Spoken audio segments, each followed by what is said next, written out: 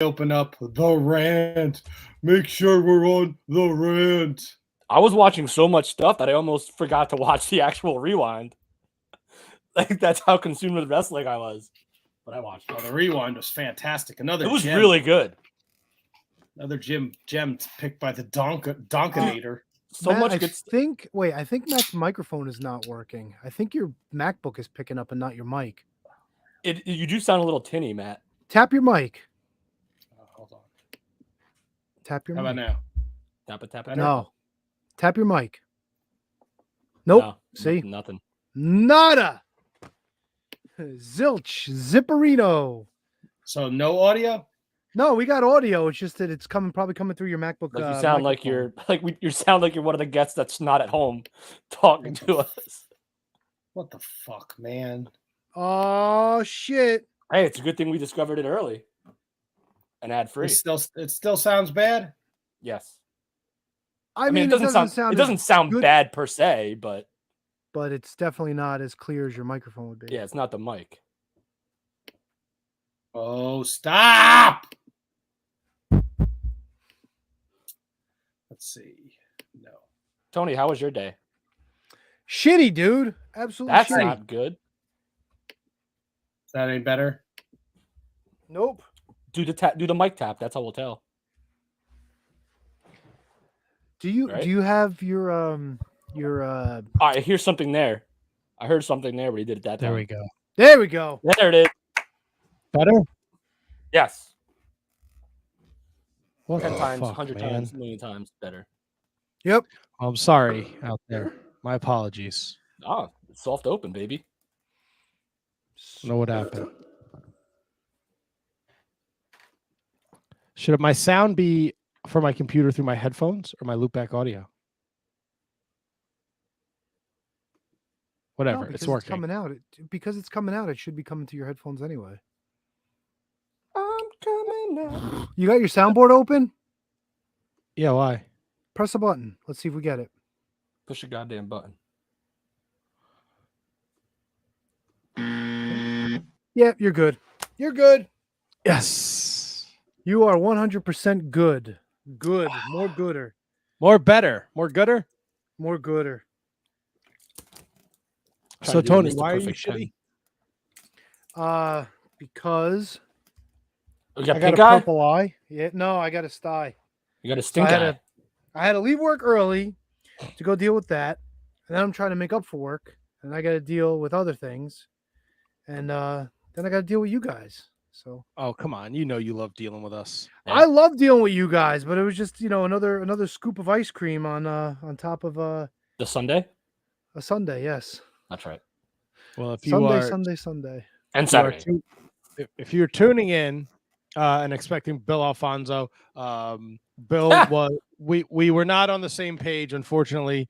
So we had to reschedule, but stay tuned. Somewhere down the line, Bill will be joining us. You're stuck with the three of us tonight, and we have a lot. There's so much wrestling to talk about, and in our brief pre-show meeting, as soon as Tony signed in, we all kind of said we watched a lot of wrestling. So there should be a shitload of stuff for us to talk about. Oh, I got so many questions. Shitloads. Right? I got fucking notebook page full of notes. Me too. Oh, Jesus. I took fucking notes, bro. I watched everything. Everything. Material. Kevin wrote one note. Promos. Wow. That was for the rewind. No, I got other stuff on the other pages. This was just notes for the rewind that I haven't. And we figured out they announced who Flair's last match was going to be. Someone just said it in the group, and I was right. Kind of. Sort of. A little bit. I said it. You were half right. What? No, Kevin was right. We'll talk about it when we start the show. That's right. Little teaser, man. Nailed it. Crushed it. Kinda. I don't know if you nailed it. Oh, I nailed it. Super nail. Like if Kevin was throwing darts, when you get half of something right, you don't when you bet and you miss. When you miss a bet, you don't win shit. You lose. Not if you bet a parlay and then buy some of it back. That's right. The FanDuel doesn't allow you to do that. Can we parlay into the intro, please? Jesus. Who? Can we parlay into the intro? Hey, shut up. I'm asking him where I can do that, dipshit. All this and more next. On the Shining Wizards Wrestling Podcast. Thank you. Do you have the fucking... Yeah, there you go. The following is a presentation of the Shining Wizards Network, broadcasting live on rantiumradio.com and available on all podcast platforms and at shiningwizards.com. Follow us on social media at Wizards Podcast. Check out our merchandise at merch.shiningwizards.com. Do your Amazon shopping at amazon.shiningwizards.com and become a Patreon supporter at patreon.com/wizardspodcast. As always, we thank you for your continued support. And now, enjoy the show. Oh, didn't see you there. You're listening to Shining Wizards, baby.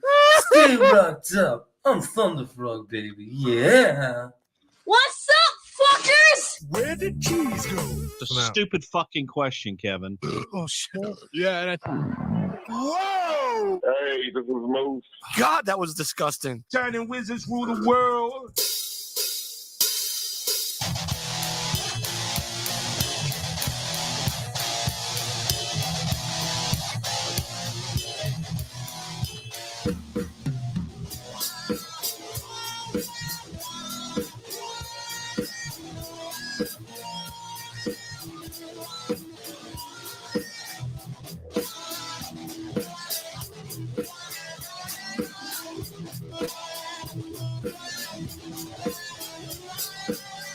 You are listening live to episode 594 of the Shining Wizards Wrestling Podcast. Coming to you live on the rant, rantiumradio.com. Coming to you live in video format on Facebook, Twitter, Twitch, and the YouTubes. And going with you wherever you go because we are available on all podcast platforms. Let's get right into it. It's time for some wrestling talk. And talk about wrestling. Tony. Matt. KJG. Now, I know Kevin's been talking a lot of shit about Thunderfrog not being on the show lately, so I figured I'd bring a little Thunderfrog action back to you. That is 100% false. Can you I don't know if this is something you are capable of doing, Tony. Do you possibly have some kind of just a short list of liners over there maybe that we could talk about? Because I have a whole bunch over here. Yeah, well, you know, a long time ago in a galaxy far away, you were supposed to upload all your liners to the server so I could download them. And I thought I did, but you know, not all of them. I don't have Keeping It Real. I don't have Conan and Disco. I don't have a lot of them. Yeah, otherwise I'd be playing them. That's why we got to go back to the Thunderfrog well and the Mr. No, Tony, I don't care. I don't care if you have 6 liners. If you have 6. I have more than 6. All right, so even if you only had 6, I would be on a rotation of the other 5, unless the other 5 is unless Francis is in there. No, I don't have a Francis liner actually. Do you have one, Matt? No, I don't. Why would I want to talk to him any more than I have to? Yeah. And to be honest with you, there's other liners that I really like. They're kind of outdated. Like what? Well, we have a liner from Adam Cole, but it's wishing us a happy first anniversary. Play it. It's okay. Yeah, I can play it. Hold on. You want me to play Adam it? Cole, baby. You hear it? Nope. No. Oh, okay. Never mind. I guess I got to get it into the soundboard. But you know what? Wait, Yeah, I think I have it here. I don't think I've ever heard the Adam Cole liner. Well, you've heard it. You just no. forget it. See, the problem is I don't have certain probably things going in. I have to. Yeah, I got to add this. What about this guy? Ladies and gentlemen, this is No Fear Mike Mondo, and you're listening to the Shining Wizards Wrestling Podcast. So This is No Show Mike Mondo. Oh boy! Come on. Hey, everybody, this is Jay Lethal and the Black Machismo, and you're listening to the Shining Wizard Podcast. Oh, yeah. Love it. Yeah, I have all those. And you still go with Thunderfrog. Yep. Fuck yeah, baby. I'm not gonna lie to you, it's pretty funny, but it's it's not good. If that makes sense. Here, try this. It makes me laugh, but for the purpose that it's serving, it does us no benefit. Here, try this. See if you can hear this. This is ACH, and you are tuned in to the Shining Wizard podcast. There you go. Motivation. All right, that was ACH. This is Adam Cole. Hey guys, this is Adam Cole, and celebrating their 1-year anniversary. It's a pleasure to be a part of, and you should all listen to the Shining Wizards Wrestling Podcast. That's a great liner. Yeah, but do you have this one, Tony? Whenever you're ready. Hey everyone, this is Anna Teresa, your Ms. New York America 2015. You are listening to Shining Wizards. No, is that from the New York show? Yeah. Hey, do you have this one? Sup, guys? Billy Norton here. You are listening to the Shining Wizards podcast. Make sure you hit that like button, or however you youngsters show your support. Let's rock this. I don't have that one. Do you have this one? This is Veda Scott, and you're listening to the Shining Wizards podcast. Yes, I do. All righty. All right, how about this one? All right, this is Headbanger Thrasher, one half of the Headbangers. That's right, the former WWE Tag Team Champs, and you're listening to the Shining Wizards Wrestling Podcast. Don't miss it, and don't turn it.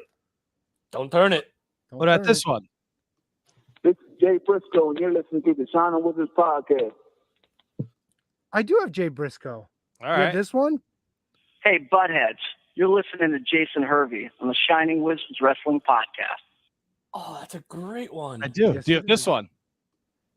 Hey, this is Ken Shamrock, the world's most dangerous man. That's right, the world's most dangerous man. And also the first heavyweight champion of MMA and the first King of Pancras champion of the world.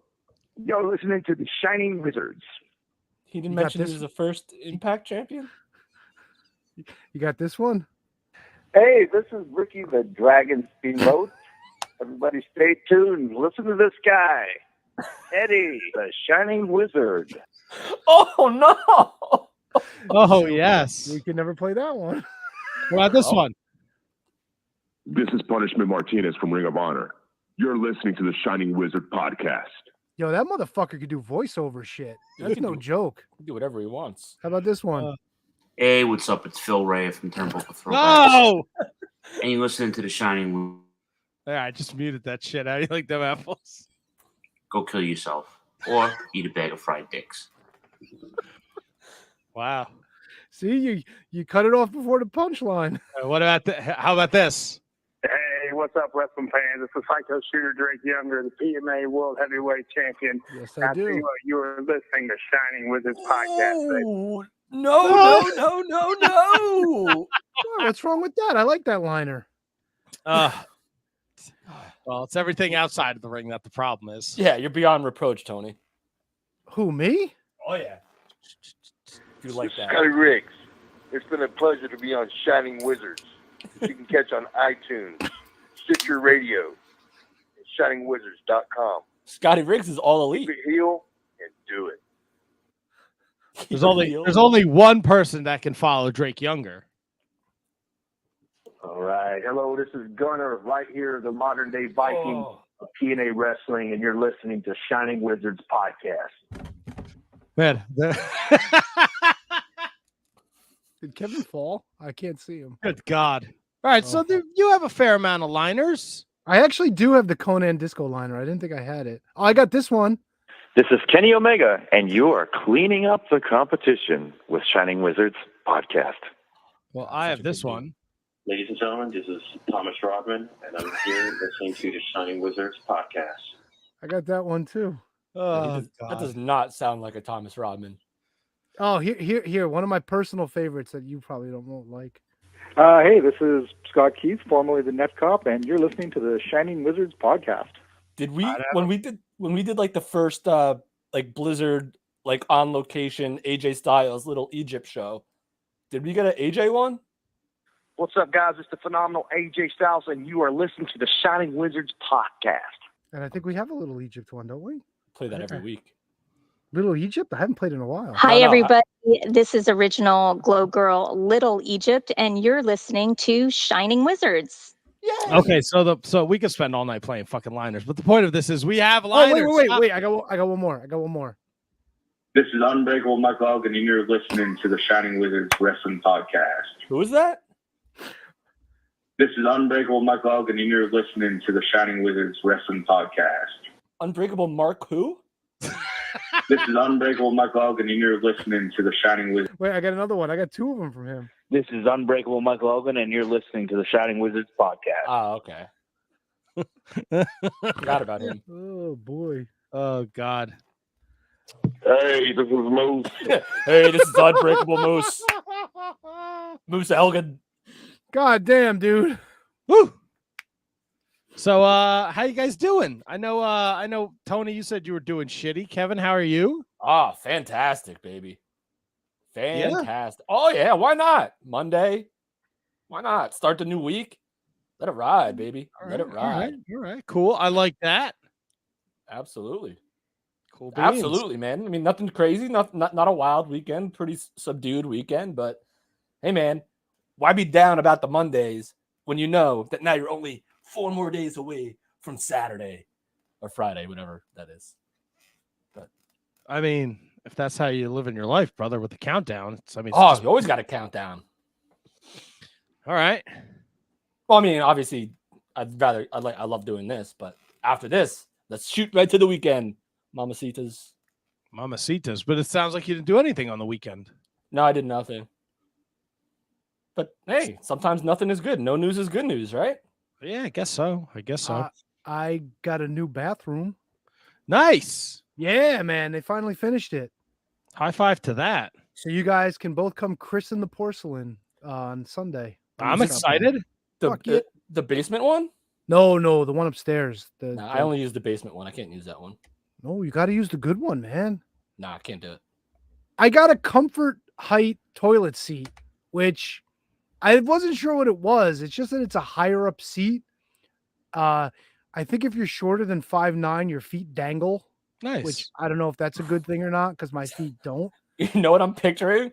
Like, you know that carnival ride where like you swing around? Like, I'm just picturing like a whole ride full of toilets with like your legs dangling.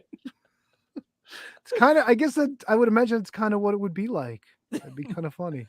So wait, if you're under 6 foot, your feet won't be touching. So am I gonna need a ladder to get to this toilet? No, like I don't know. Like I'm 5'11" on good days and 5'10" on bad days now because I'm shrinking because I'm old. That's right. But my feet still hit the floor. I mean, they're not. I got to think about it. Were they flat on the floor? So wait, maybe you should take this with you, dude. If I could figure it out, I would. So wait, why would you get a toilet that was like taller than you? It's not taller than. No, it's not taller. It's called comfort height. So you're kind of like not squatting, like you're up higher, like this right. kind of. Like this, it probably serves the same purpose as the squatty potty. No, but you're up higher. Like if you're lower, right. If you're lower, then you sit with like your knees on your elbow. But if you're sitting up more, you're probably more of in a seated position. Yes, exactly. It's and almost that probably makes your bowel movements go better, more gooder, so you don't get anal fissures. So is it like one of like the tennis judge? Like the line? No, judge? but the chair's not 6 feet off the ground. Like Kevin. the umpire? Dude, you gotta fucking get out more, bro. Who, me? Yeah, you. I got a freaking a comfort tall man toilet. Like last week, you just thought you could walk into an Apple store all willy-nilly. We saved you from that fucking disaster. This week, you think Tony put a fucking... Well, actually, you can walk into an Apple store all willy-nilly. Yeah, they're not going to take you right away, though. Yeah. If you walk in on a random day during the week, they might, but not on a Saturday. Oh, that's like drinking. That's like drinking the mystery gasoline? drink. The mystery drink that's outside. It could be a glass of water. It could be soda with somebody's cigarette butt in it. You never know.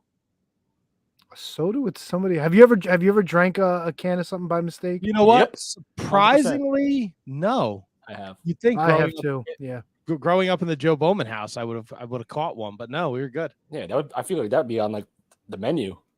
I don't really like beer, so I never really. Well, all right, well that's the point. It's not like your That's dad true. was That's drinking true. a Pepsi or something, you know. All he wanted was a Pepsi. Is that from something? It's fucking suicidal tendencies, dude. Yeah, Tony. All I wanted was a Pepsi, just one Pepsi. Tony, you got to get out more. But you wouldn't give it to me? Institutionalized? I'm too busy sitting on my fucking 6-foot toilet. Yeah. You're like neighborhood watch on the bowl. Things I could do on my toilet: drink beer, play with my iPhone, watch wrestling. Oh, we're not. So playing wait, that where is the toilet paper dispenser in relation to the See, giant that's the toilet? fucked up thing, right? So, like, I don't know if you remember, we had like a recessed holder that goes into the wall. So my Correct. wife wanted to keep one. So we bought a new one so it matches everything. But the problem is when you're up higher, the toilet paper is like right here on my shoulder. So if I lean forward, I'm hitting the toilet paper. So I kind of have to sit like this to take a good shit. Wait, why is it in front of you? Because when we were like 6 or 8 inches lower, it was like up here. So then you could just peel Why it is off, it so you know? high?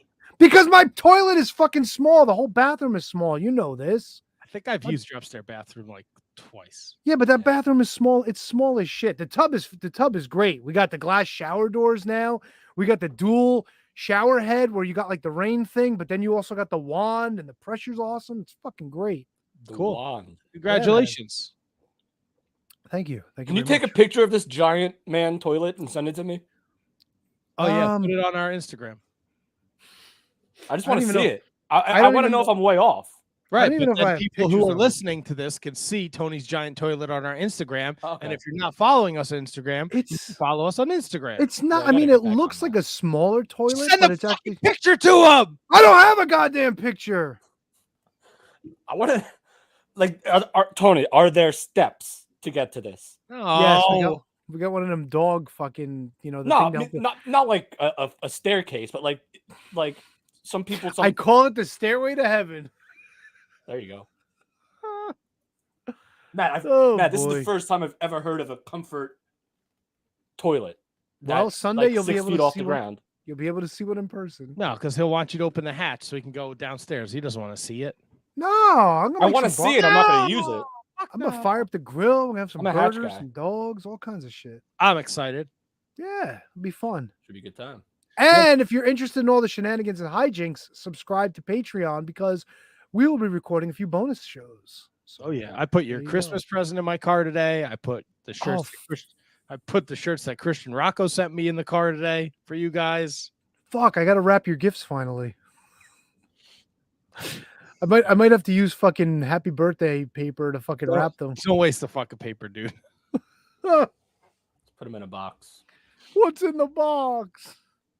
All right, so that's new potty is exciting. New turlet. That's fun. Got a new vanity, a new sink, new medicine cabinets, all new shit, dude. Did you use bath fitters? No, God, no. We looked into that stuff. I can't imagine it's a good idea for the long haul, to be honest with you. Because you just pretty much just putting it over all your old shit, and you don't know like what's creeping behind those walls and stuff like that. You know what I'm saying? Fair enough. I don't know.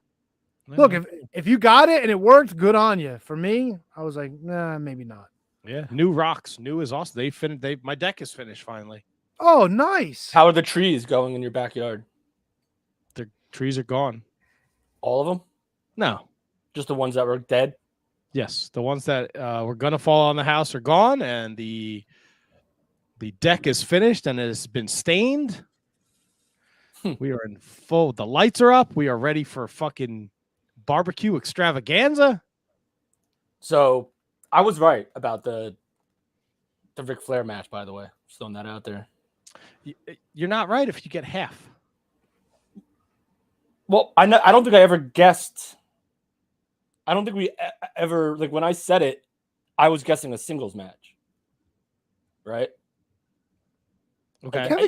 Kevin deserves credit for this. Don't take this away from him. So Ric I've Flair's seen- last match at StarCast, the match apparently has been announced according to, who was it in the chat? Where is it? Oh, it's right there. TJ Vegas. Oh.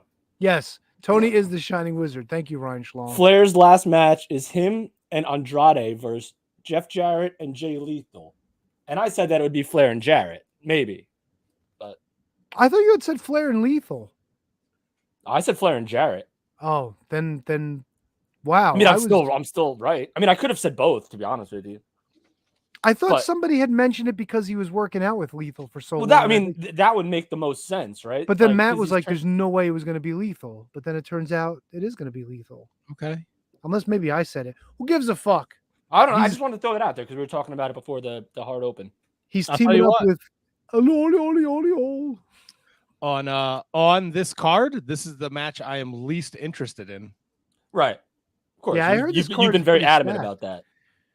So, who are the Mortons wrestling with Robert Gibson in their corner? That would be Brock Anderson and Brian Pillman Jr.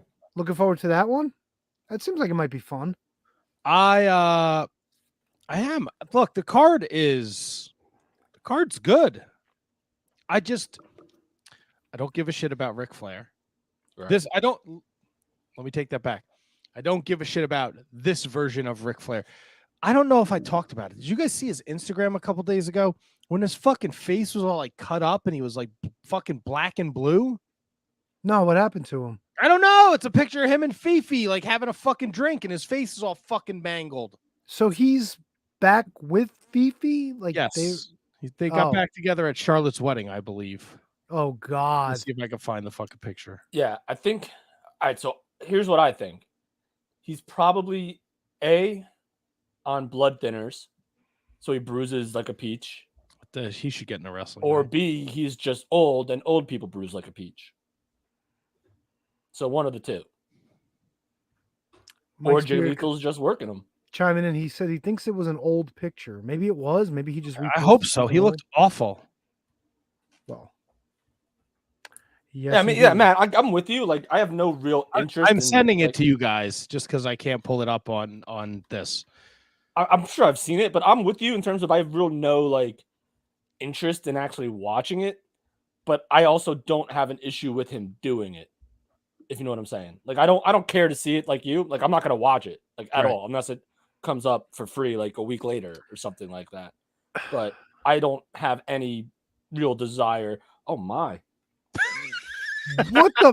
It looks like he's got fucking Play-Doh on his head. What is this? I don't What is know. the- It was posted is the- June 26th. What is the one directly above the eyebrow?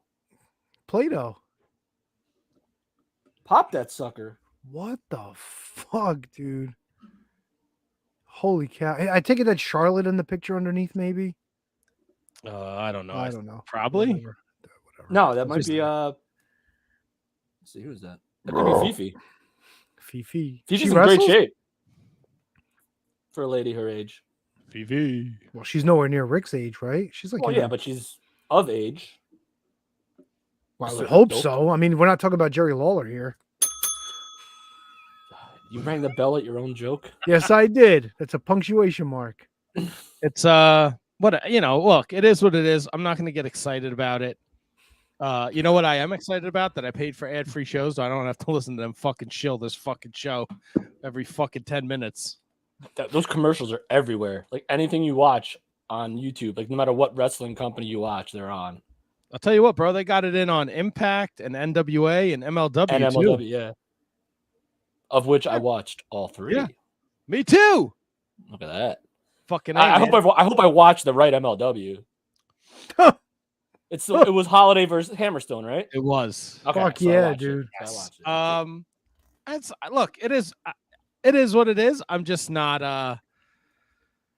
I don't know. People love it. People love the idea of it. It's pretty remarkable to think about it. Like Ric Flair is Ric Flair, obviously, but now Jeff Jarrett is going to be the referee at SummerSlam for a Correct. tag title match. With the Street Profits and the Usos. And then they're going to be, so he's working for WWE or he's under their banner, even if it's just for a day for SummerSlam. Nah, he's And then Corpo. And then you have two AEW talents. It's pretty cool. Yeah. Jarrett is the senior vice president of live events, I believe, or executive vice president of live events for WWE. I think he's So- jerking anyone off. Tommy Young. That's right. I would like to take back the mortgage and just say 7.5 flat. Oh, we're getting into this again? Well, I was listening again today. What? We don't have Just to for get this purpose? No, I was just listening. I went to I had a lot to do today. Uh-huh. So I got up early and I was doing stuff and I had to run errands. And I was like, oh, let me listen to I started it, the podcast, our podcast, because I always like to listen back. And I never realized I never finished it. And then I had a hell of a chuckle at our jerk off conversation. Oh my God, Kevin was so mad. Oh, he got up and left. I'll tell you what, though, if you're looking for something to listen to from last week, the Can You Beat That is fucking great, man. I'm so upset. The fucking spiders. Dude, the tension it comes across great in the replay. It's fucking good. It's a good listen, man. Wait, what tension? Like, you are there, Kevin. You are right there. It's the air is thick with Kevin's got to get, if he gets this one right. Oh, I would have ran the table twice. There's an audible gasp when you say spiders. The spiders are a thing. They're the exact same gear as the executioners. Yes, I understand. It's great. It's better if you're watching it on our YouTube, youtube.com/The Shining Wizards, and subscribe so you don't miss a show. But listening, it comes across well too. It was there, man. The atmosphere was good. God, that's one that's gonna bite me for the rest of my life, probably. Interesting. So, no, I was right. Like you said, I was right there, and I knew it. Like I knew it. But I just couldn't. I just guessed the wrong mass guys. Yeah, no, look, props to you, man. You had it. It was impressive. Any way you slice it, you had an impressive showing last week. Oh, for sure. That. Yeah. What was now it? We'll see the what kind WWE NWO, and then everyone that was on Raw in a match. The first Raw. Tony, what did the committee have to say about that? Yeah, I would like to know what the feedback. Was there any? Did they look into the Fugazi? Kevin going to your house in the afternoon, and now he's wearing the NWO, and then you're throwing him softballs. Did they look into that at all, or no? No, because that was not a formal complaint made to the committee. That's right. Has the committee decided on Christian Rocco's challenger in 2 weeks? Not yet, but they considered the level of competition that Kevin was, and they want to find somebody who's also a very high caliber. So there's no such I would thing. like to be the first person to tell the committee to go fuck themselves. I will not be participating in your reindeer games. Whoa. I will make note of that. Oh, please do so. Tell your fucking friend with the black thing on his face, the blob, the mystery man. You could let him know that I will not be participating in this. Tony, I would also like to tell the committee that I would 100% play again in 2 weeks. Please, if the committee brings him back for a second week in a row, I'm fucking burning the title in the fire pit. I'm burning the title because it means nothing. You just gave me all these accolades and how good it was, and now that because of that, and because that doesn't keep me in the top of the waiting pool. You don't, Matt, you just don't get to go to the front of the line again. Matt is what like, line? We don't even know. We don't know anybody. Who else is going to be on the show? Look, Tony and his committee. They have there's some kind of algorithm they're working with over there. I'm sure of it.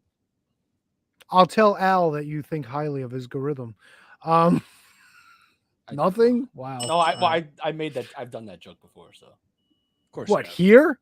No. Oh well, yes. When have you ever heard the word algorithm on this show in the past 10+ years? Probably never. Pretty sure I made a Facebook. I'm surprised Matt can even pronounce algorithm. Well, surprise. Woo!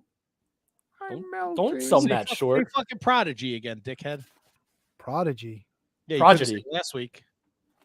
You said prodigy, or someone said said prodigy. prodigy. Someone said Oh, prodigy. I said it. Tony I think did, not me. Yeah. I fucked up something else, I'm sure. No, you did. We were joking about that too. I just forget what it was. No, bro. Yeah, you definitely said prodigy. I want to know what you were going to say about the committee before we move past this fucking nonsense. I don't remember. What was the question? I don't think there was a question. You were just going to bring whatever to the committee. Oh, Kevin thinking he deserves to play again? Yeah, that's the point. Look at how bad Jack Tunney fucked up when he didn't allow for a rematch between the Ultimate Warrior and Hulk Hogan. How many fucking matches is this kid getting? Listen, before we introduced all these other people, it was us every week. Yes, well, it's time to fucking expand. It's not the fucking Babysitters Club. I think Downtown Petey Brown needs a rematch. You're fucking out of your mind. Christian would fucking stomp a mud hole in that kid and walk it dry. Matt does. I mean, like fucking Bo Holyfield, like shit, like fucking rematches. That's what makes money, dude. Right? I can't think of any other rematches. Oh, I other think than you're Bo sleeping Holyfield. on other people. I already threw a name in the hat for you and your fucking committee, and I think you no-sold me again, you son of a bitch. The committee takes all proposals under advisement. All right, did you give my suggestion to the committee? Yes, and they're working on it. Yeah, they're working on it. Like the fucking guy's working on my dick. On your dick? I'm sorry, what? Yeah, working on my dick. Alrighty. Yeah. Oof, We're the show in took a it. weird turn. All right, well, We're can in you it, beat baby. that? Look, just mark your fucking calendars because August 1st, Christian Rocco's coming back to defend.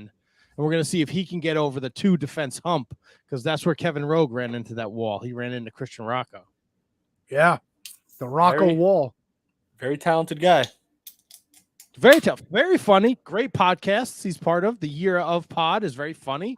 If you're into a podcast like us where we don't take things too seriously, I think you should check that out because it's a good listen and they have a good thing going over there, him and the Duke. So shout out to Kevin Rogue.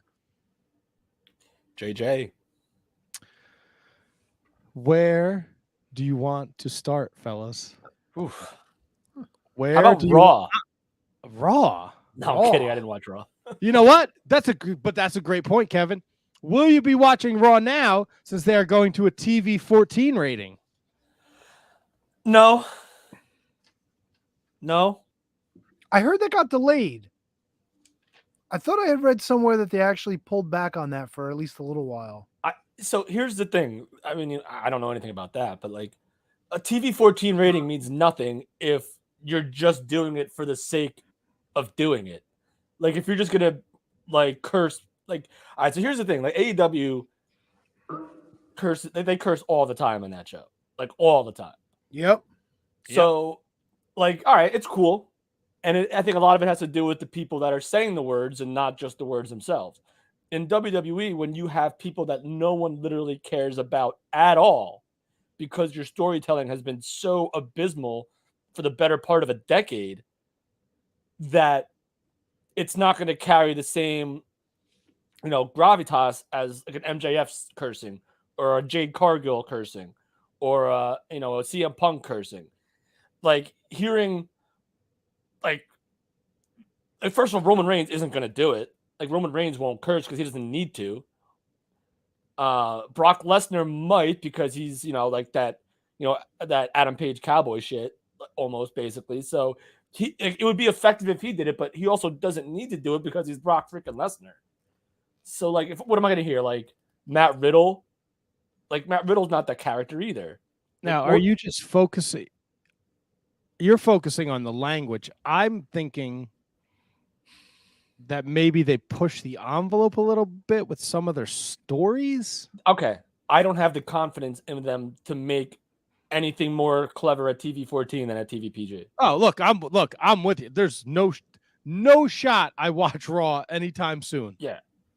There's nothing. Or SmackDown for that matter. Nothing is like people are like super excited to go on TV 14.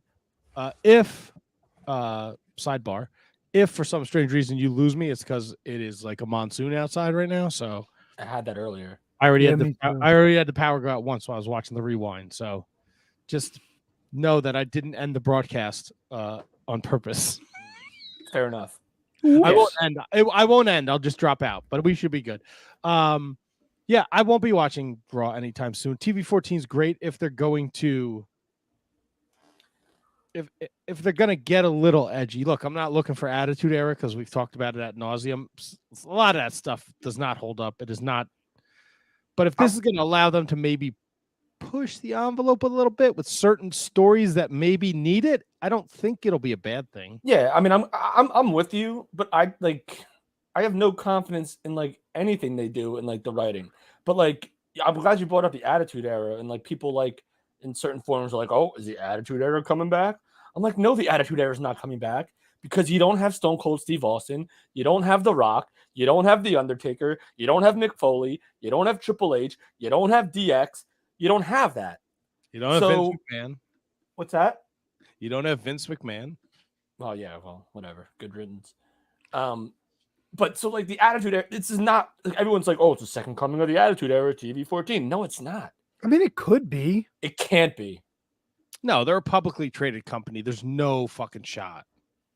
You don't think we get Trish Stratus barking like a dog in her bra and panties? You don't think we get bra and panties matches? If they do, they'll totally set themselves back a million years in the eyes of a lot of people that actually started giving them respect for the way they treated women in main events.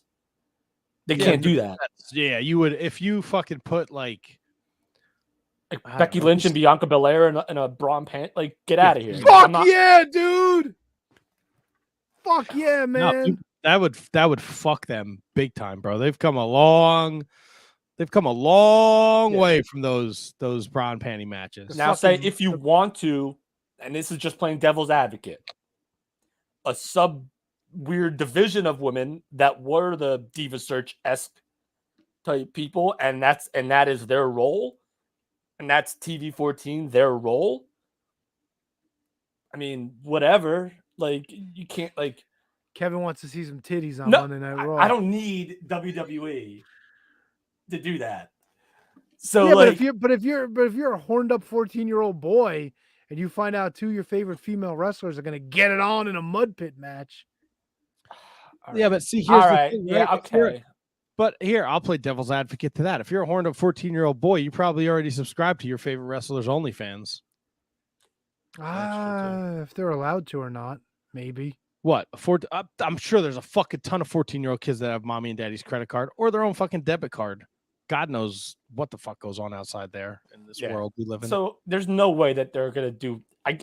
Tony, we will never see one of those matches, mud pit, slop drop, whatever it was. JJ Rogue wants some mud pit matches. Well, JJ Rogue is a unique individual. JJ Rogue is the man. I'm getting tickets to that version of Monday Night Raw. Yo, instead of that fucking underground Dabo Kane bullshit where guys were punching each other in the balls. See, that's what we get. Fuck yeah, dude. Underground fucking women's fucking bras and panties and pillow fights. That was a fucking creepy old man, dude. Yeah. I thought you were gonna say that would pal. come back. Like, this I is thought good shit. We're gonna get Raw Underground again. Titties. Yeah, women wrestling around in their panties. No. Their butt cheeks exposed. Yeah, give me them butt cheeks. Easy, Vince. You're in enough hot water as it is. Yeah. Well, God damn it, it'll save me $7 million. No, it might cost you a lot more, big guy. Johnny will take care of it. Look at that, JJ Rogue. Tony and I versus the world. I would listen to a JJ Rogue and Tony podcast. Called that. Tony and I versus the world, 100%. Holy shit. When we blow up the old network, just put it on the new network. Yo, you guys got to stop that shit. You got fucking Aunt Money doing that shit too over on the Wednesday night show. Why? Are people... I'm glad somebody listens to this fucking podcast that's on our network. You're trying to make a case for fucking Phil last week. What if they don't have any bandwidth and they have to listen on the rant that's been under construction since 1865? What is it, Cleveland? Wait, someone said that? Tony was trying. He was like, "What if they can't get on the YouTube? What if they have to listen on the?" Oh rant? yeah. Like, what if I'm in my car? I got to listen to the rant. He was like, "They're on the bus or something." We know who you're talking about. Yeah, if you're on the bus, you can listen. You can watch it on YouTube. We don't want any more ladies in the prom. I don't. No, it's over. Can't go back to that. It was cool. All right, what if as a young man, it was awesome. Tony, just stop.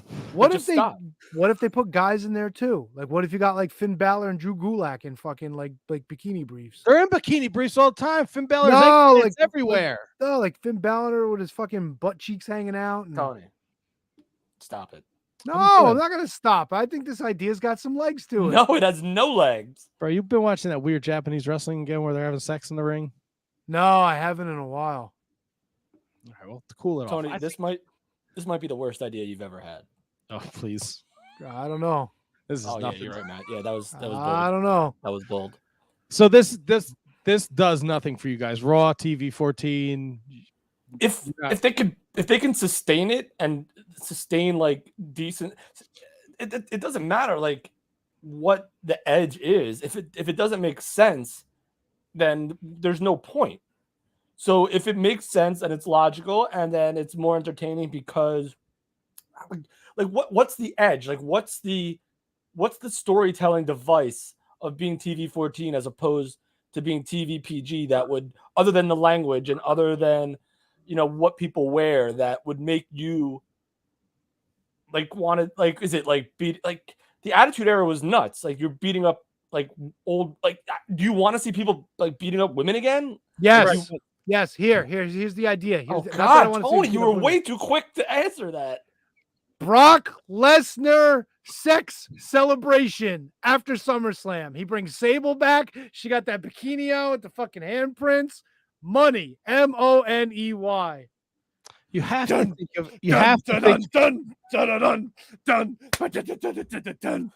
done.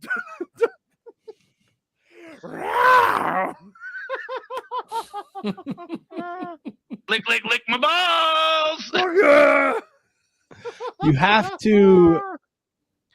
I think you have to. So look, I'm not.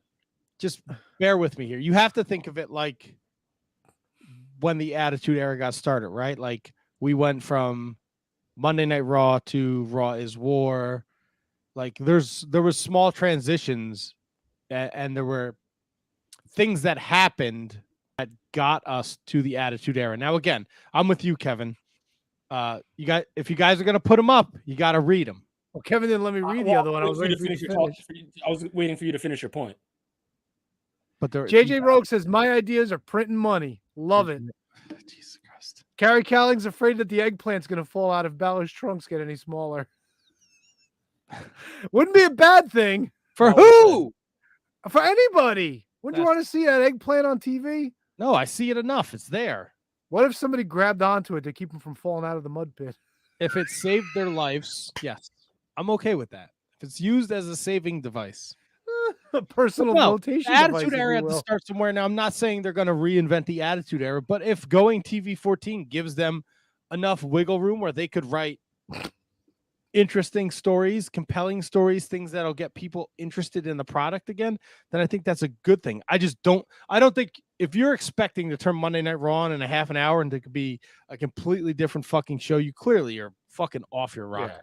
Let me ask you, what kind of stories do you think will open up to them in this TV 14 world? All right, so off the top of my head, maybe I know there was like talk that like Karrion Kross, right, wanted to bring back like the corporate ministry, right, and like around in an interview that he did. So now maybe if you give a character like Finn Balor and that group more leeway to do more like weird evil type stuff that they wouldn't necessarily do because kids are watching, then yeah, that makes sense. Like if you want to do something like that is okay. Like if you want to have Matt Riddle show up and actually have a blunt in his mouth. Oh God, could you imagine? Like to just reinforce his bro. Does he still ship butterflies every week when he comes to the ring? Pretty sure.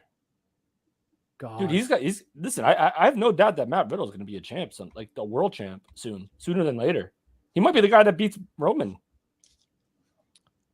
But I think that's got Cody written all over it. Oh yeah, Cody, yeah.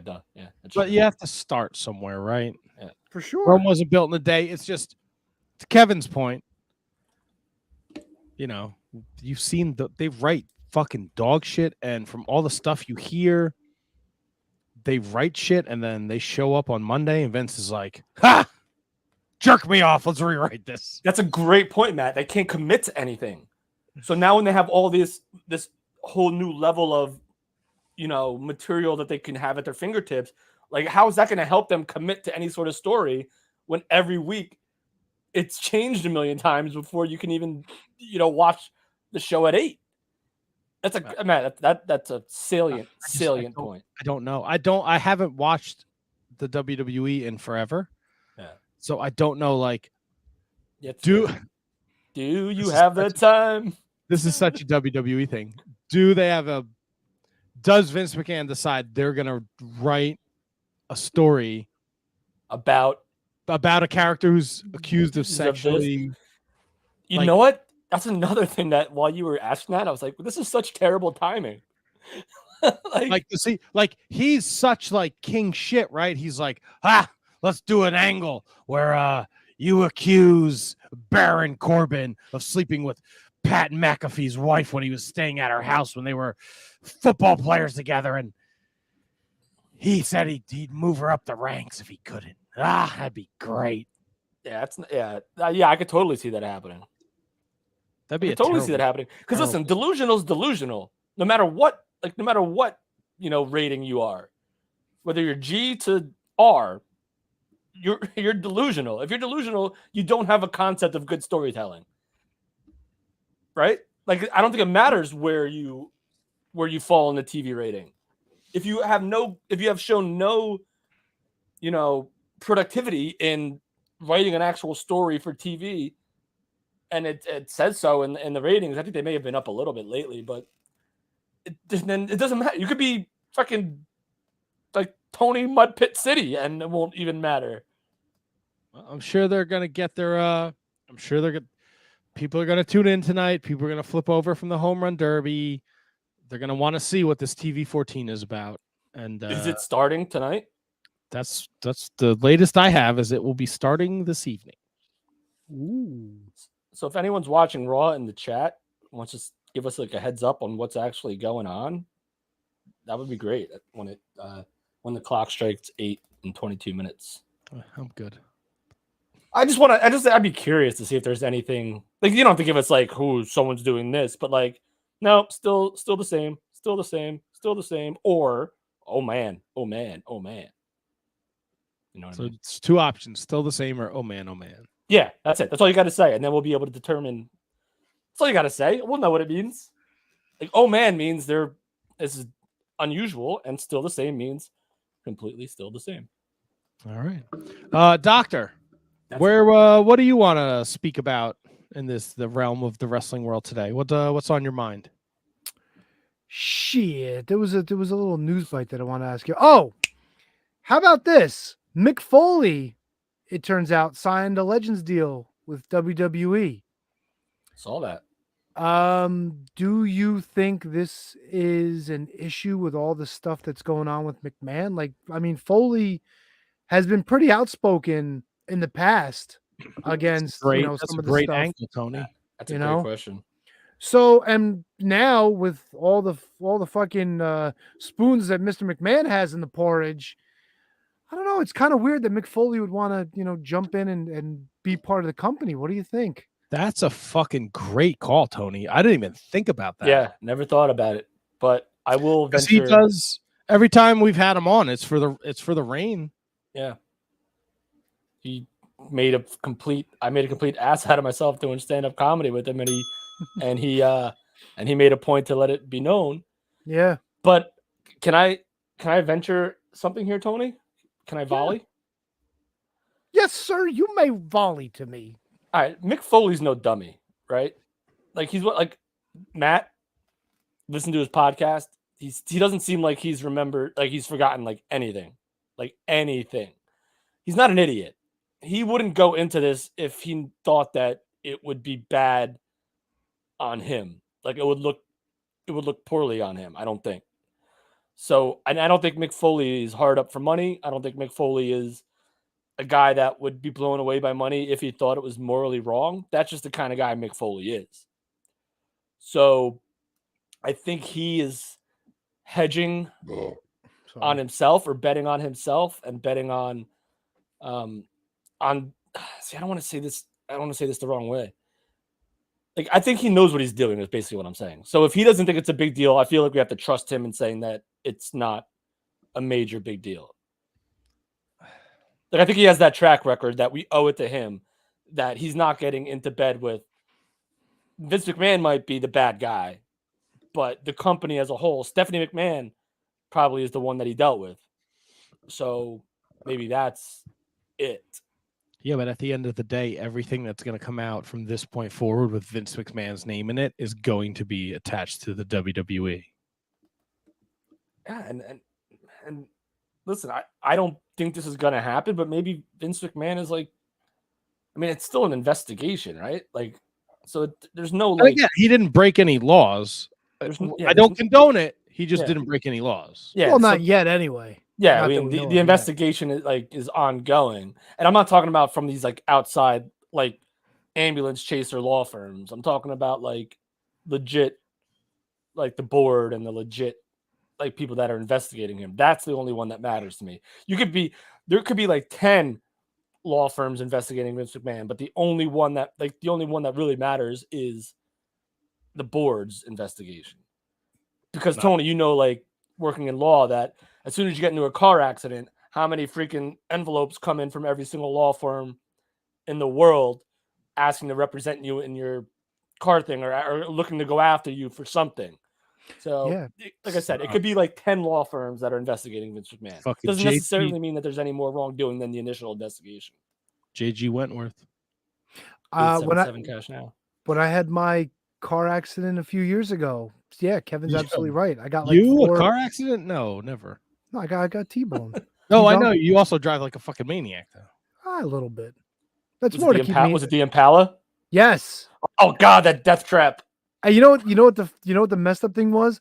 Like I opened the door to get out, and then I couldn't close the door again, so I had to drive to the body shop with my arm holding the door. And then when I got to a red light, I slammed it really hard, and then I couldn't open it again.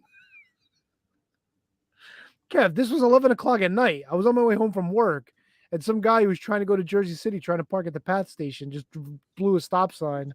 You know that area in Harrison? When you're trying to park over there, it's dark as shit. Yeah, I hate that.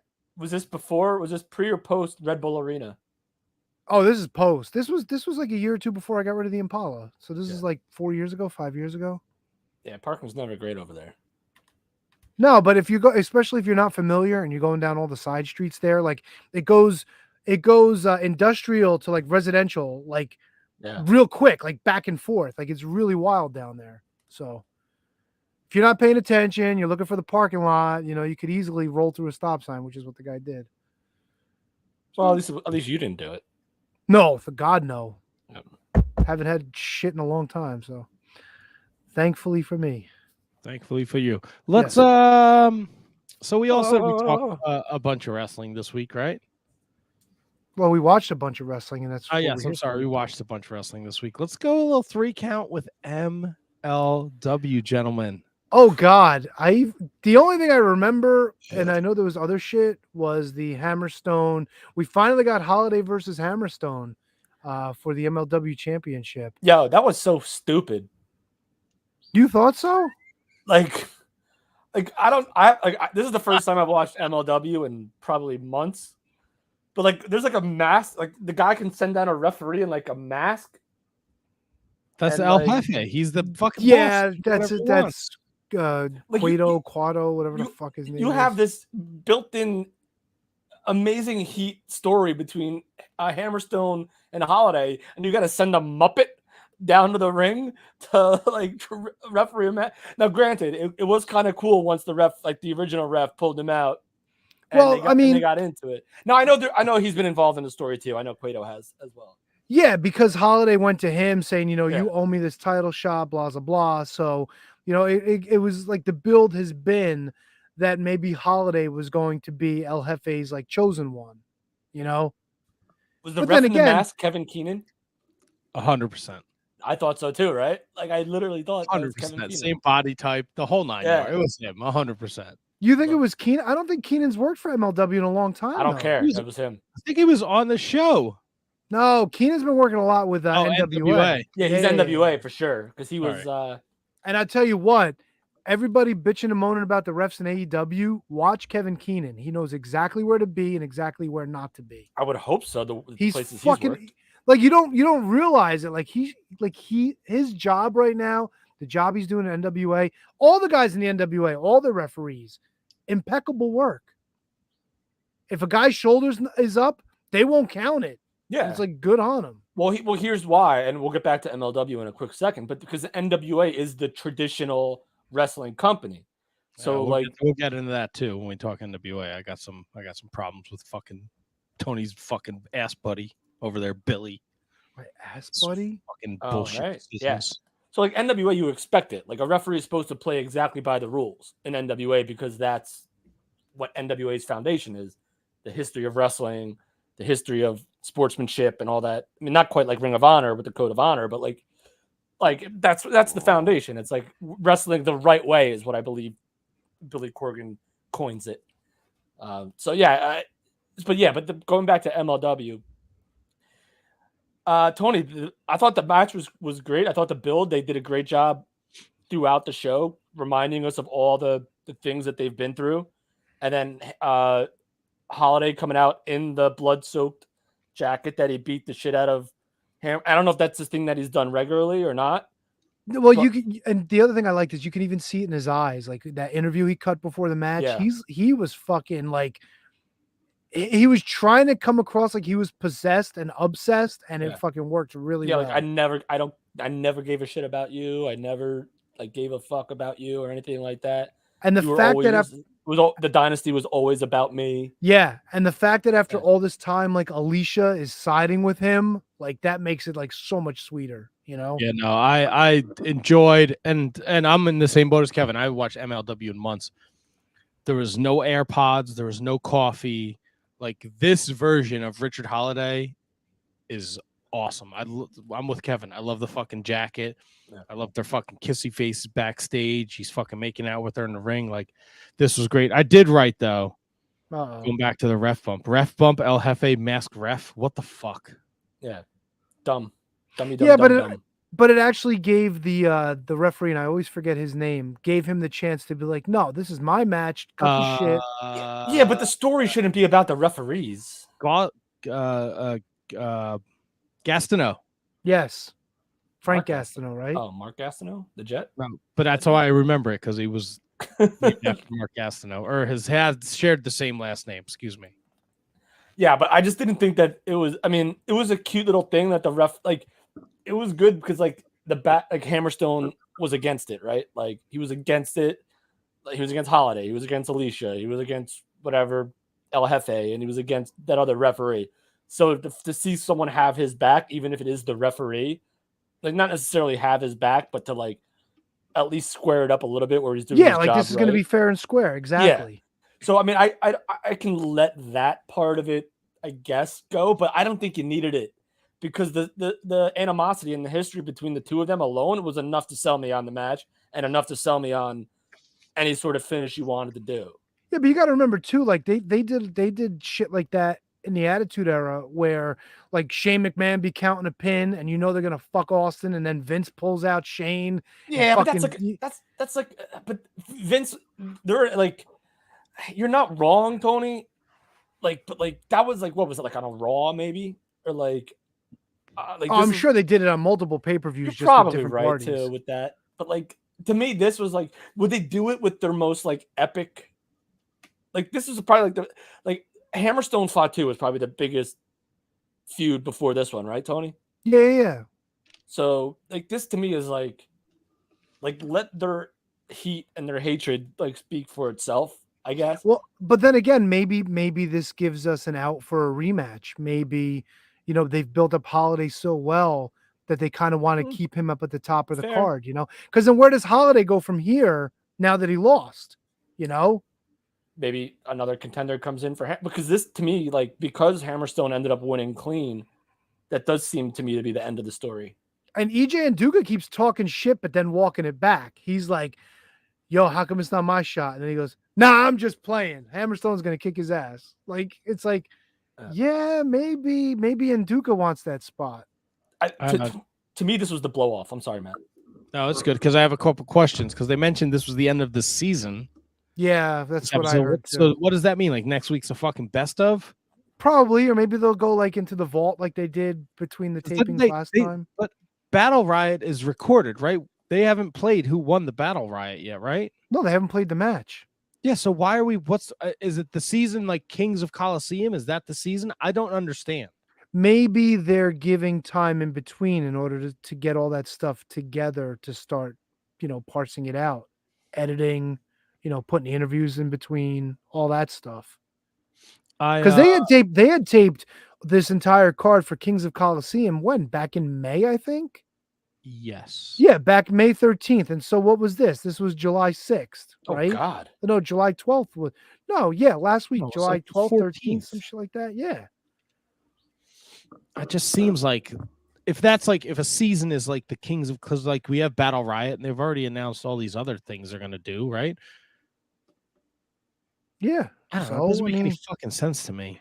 Yeah, but that's how MLW does it. That's why you get the fucking 6-hour taping at Hammerstein or 2300 or wherever else in Texas and all these other places. Right, but we get the same thing with Impact, but it's consecutive, right? Like they'll keep going. Like the season's over. If I go to watch fucking MLW next week and it's like a best of show, I'm gonna be fucking annoyed. Because it's probably going to be, and I forget what they call them, but like they did it last season too. Like you got a lot of shit with like Steve Carino and like the Extreme Horsemen. oh, well, they go like back into the vault. I don't give a shit about that. And then you get like profiles on who was the first champ? Christ. Kojima. Yes, like you get a profile on Kojima. I think they did a profile on Homicide one week. Like you get shit like that. They recap the Enzo Fatu feud, right? I didn't know that was a thing, so I'm interested in that. They show me this creepy fucking Mads Kruger video at the end where he doesn't have the mask on now. Like, and now I gotta, and then you said it. EJ and Duca's running around saying he deserves a shot. What'd you think of the women's match, by the way? I liked the women's match. I felt like it was too short. It really was. They really just. Was there another match on the show? Yeah, man. ACH versus Matt Cross. Yeah, that was a good match. I like that one. Yeah, I liked it too. My only complaint, and it has nothing to do with the match, bro. Did you see the mats outside the ring? First of all, Matt, if you saw mats outside the ring, I missed them because I didn't see They them. were the size of this notebook this way. They were literally this big, going all around the ring. So I thought that, like, I literally thought, like, I'm like, are these mats or is this floor just like really shitty? Like, because it looked like I saw what I thought were mats, but then it was just like a dirty floor underneath it. Yeah, I was like, what's the point? Don't put the fucking mats out then.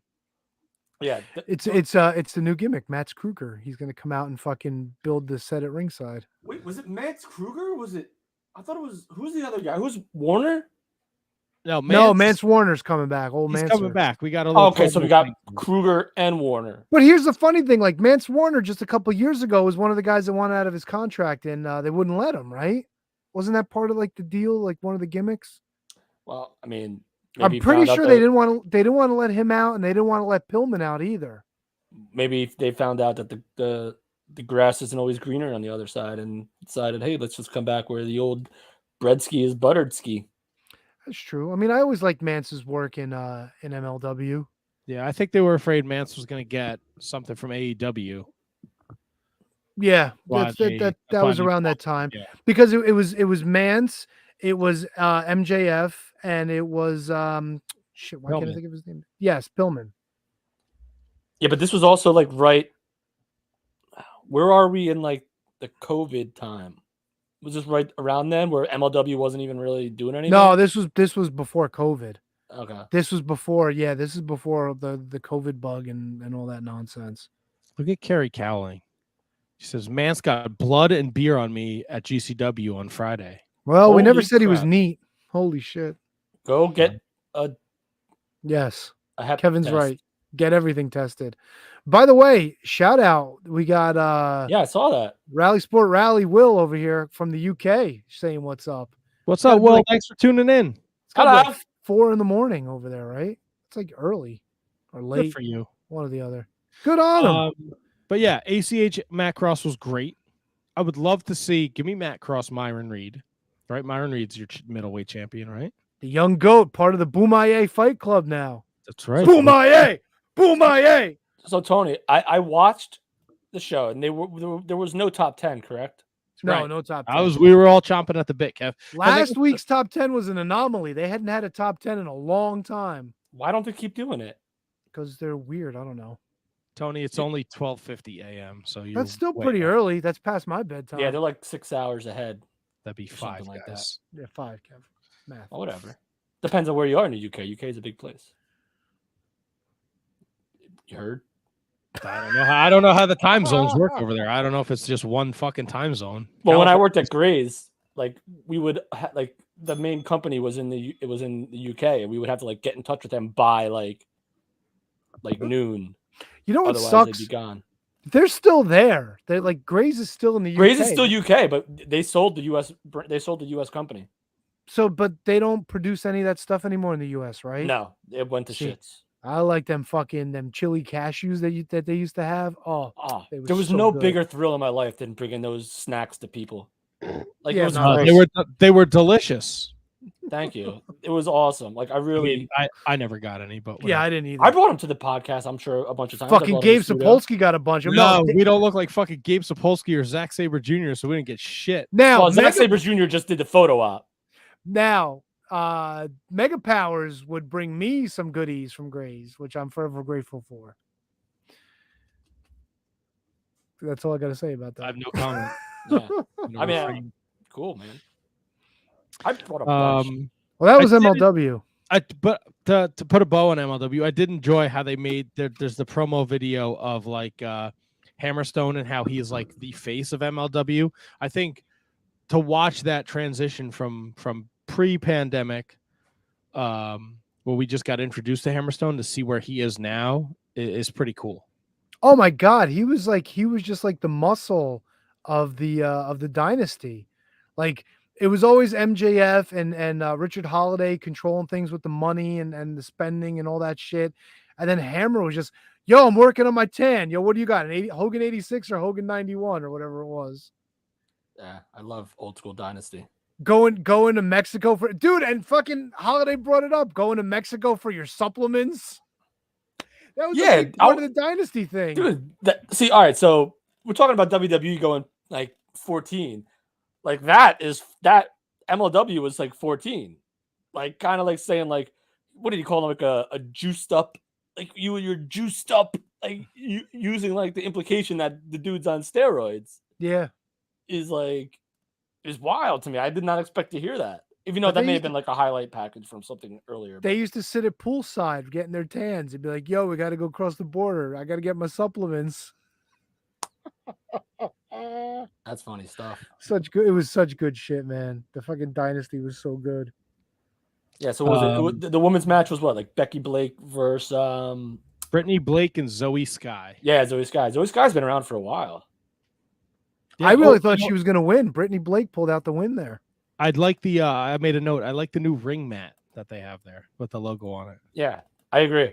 Does it have Stephen P. New on it too, or no? It had some crazy logo on it. Yes, I think so. Yeah, the mat, one of the mats. I didn't take notice. I thought that was like the mat they. Well, I haven't watched again. Yeah, I've watched in months, so yes. I missed all the Microman shit too. Thank God. Oh, thank God. The dumb fucking Hot Topic commercial. Like, good for you for being in Hot Topic, but who fucking really Microman? We're gonna market fucking Microman. Come on, dude. Listen, as much as I hate him, yeah, he was over, dude. People went nuts for that shit. That's just a small portion of the fan base. Well, MLW is a small portion of the fan base. Ah. Let's Kevin, you want to aggravate Tony? Sure. Talk a little AEW.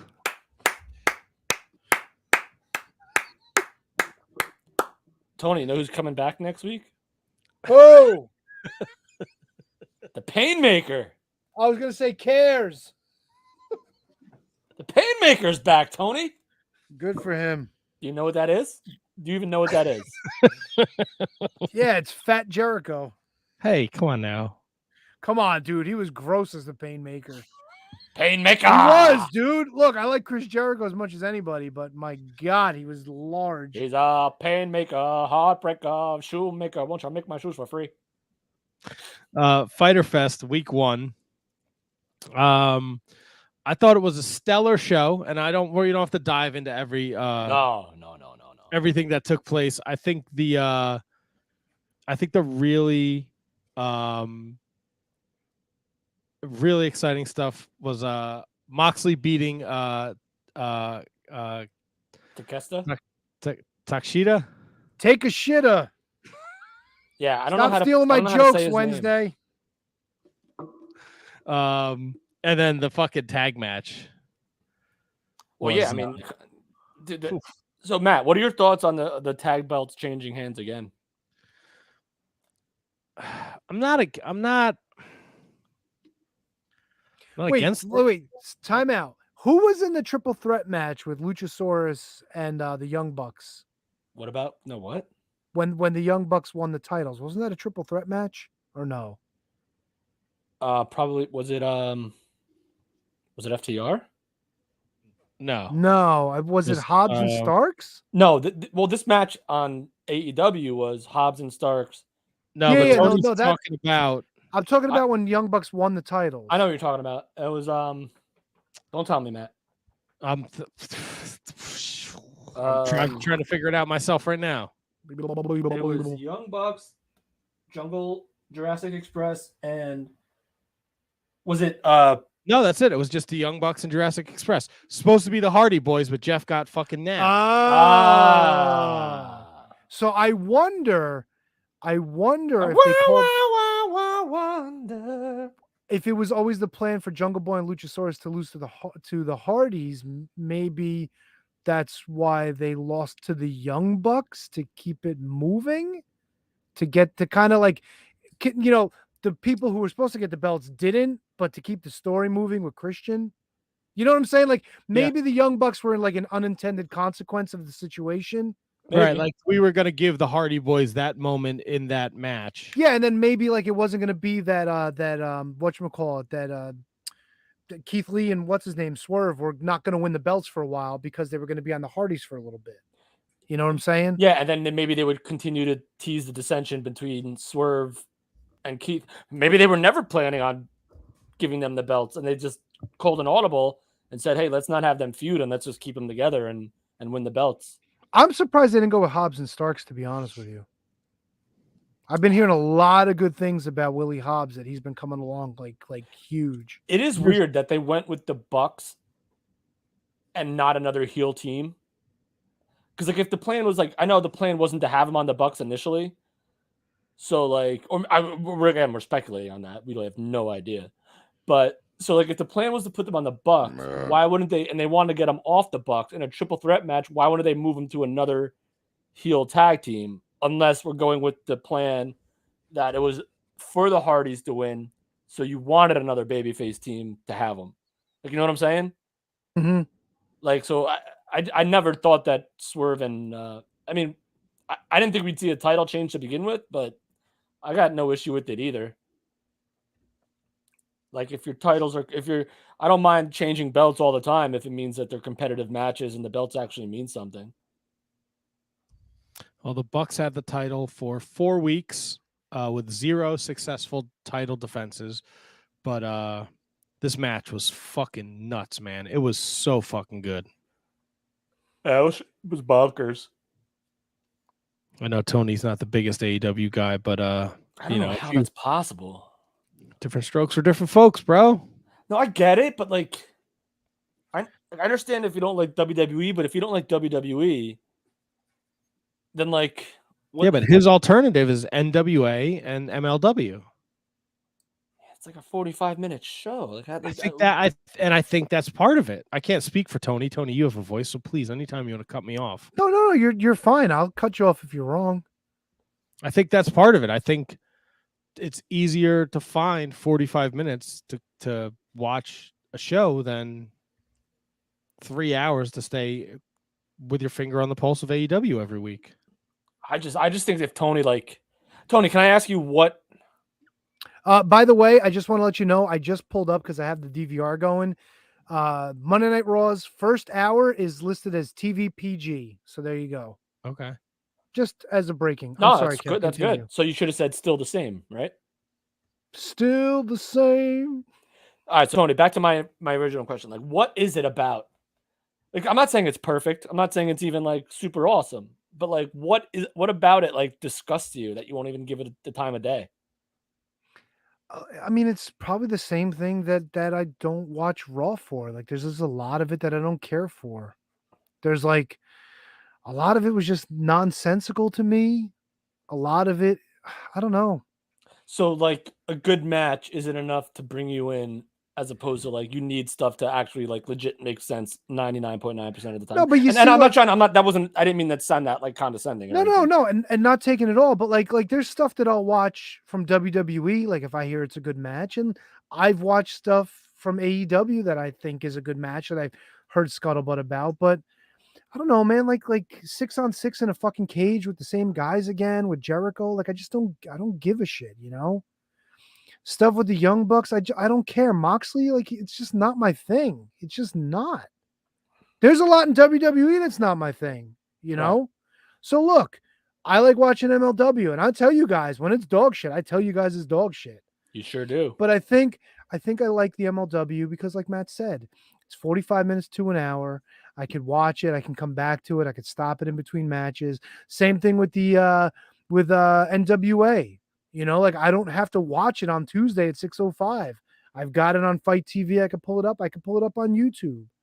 And there's not much more to NWA because even their Saturday show is only about a half an hour, 25, 30 minutes, you know? Oh, I forgot about that. That's the USA, right? Yeah. Yeah, and I didn't watch that. Damn. And like, look, there's even shit in NWA that's goofy. Like I know Matt loves Gags the Gimp. It's fucking stupid for the NWA to have a character like that, in my opinion. I mean,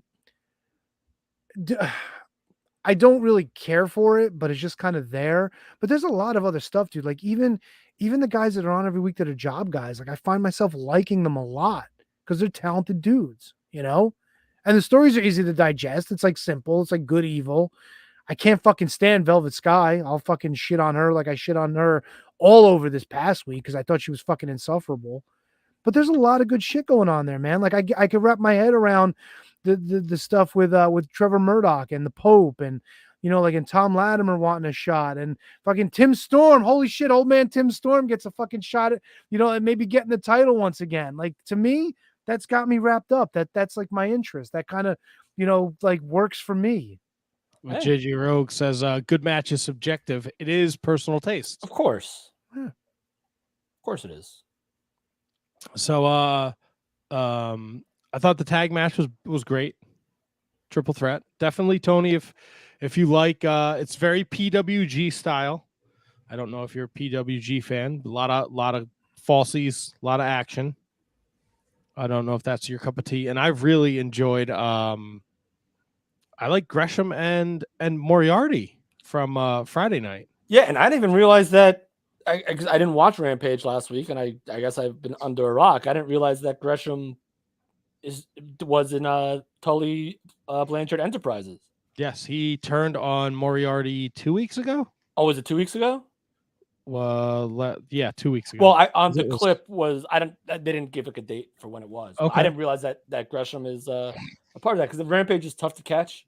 But yeah, I didn't even know that. So when I saw them all come out together, like Khan and Brian Cage, and I can't remember the other guy's name, and Jonathan Gresham, I was like, whoa. So now Jonathan Gresham's a heel. He's a bad guy, and that inserts right in Claudio Castagnoli as his challenger.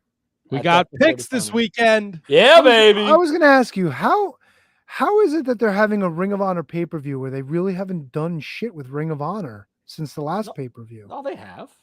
No, it's been like Gresham's on whatever, Dynamite or without their own separate TV show, like what can you really do? You have to put them then on. Why have a pay-per-view, you know? Because it's baby steps, I guess, is the best answer I can give you. And the other thing that kills me is like your fucking top team in Ring of Honor can't sniff fucking national television in AEW. That's a fucking. What do you mean? So, you'll never see the Briscoes on TNT or TBS. There's an edict. That's probably more backstage stuff than. Like, no, that's the network stuff. That's the network doesn't want them on. So they're going to be on their pay-per-view. Yeah, but and they did some. I think they did some video content of them having like a face-to-face on social media. Yeah, but it's been months since the last pay-per-view. It's like, and a lot of these guys haven't seen TV, and you know, I mean, like, what's going on with Mercedes Martinez? Is Serena Deeb going there to challenge her? They're probably going to fight at Death Before Dishonor. So to be fair, Tony, Mercedes Martinez has been heavily featured on Dark and Dark Elevation weekly, defending her championship. Which really doesn't mean much. And she did a run-in on Rampage, I believe, too. Okay, after Rampage. Serena Deeb beat, or was it Dynamite? It was Dynamite. It was Dynamite. Where Serena Deeb beat Anna Jay. Anna Jay. and then Mercedes Martinez came out and made the save. So I guarantee you we're getting that match if it hasn't already been announced at the pay-per-view. It's announced. Mercedes Martinez, Okay. Serena Deeb. Dude, they're using. You have look. It goes back to TV 14, right? You have to start somewhere. The name is there. Look. Could it be better? 100%. But people want this. Like if you're gonna sell a pay-per-view, and you're gonna get people in the building in Massachusetts, like FTR Briscoes 2 out of 3 falls. That's a great fucking start. Joe Lethal, which they've been building through Dynamite and Rampage. Great start. The returning Claudio Castagnoli's going after Jonathan Gresham, like for a belt that he's never held. That's a great. If it doesn't get people to the building, at least you're gonna get people interested in the product and they'll order the pay-per-view. Yeah, I'm with Matt. It doesn't quite seem like Ring of Honor, but it also doesn't quite seem that different. I would love to be in a position where I have to find time to watch Ring of Honor every week. Like I can't wait for them to figure out what they're doing, but this keeps the name alive. I agree. But here's one thing. And again, like we said, you have to start somewhere, right? So eventually I would love to see something that WWE has like failed to do ever and actually keep the two brands exclusive. Whereas we're not seeing Wheeler Yuta and Daniel Garcia on Dynamite and then seeing him on a Ring of Honor show. And again, you have to start somewhere. Like I want Ring of Honor guys and girls to be Ring of Honor guys and girls. And I want AEW guys and girls to be AEW guys and girls. Eventually. You can't get there right away. And I totally understand that because there's no Ring of Honor television spot. Like I wish they have the TNT time slot at the Rampage time slot.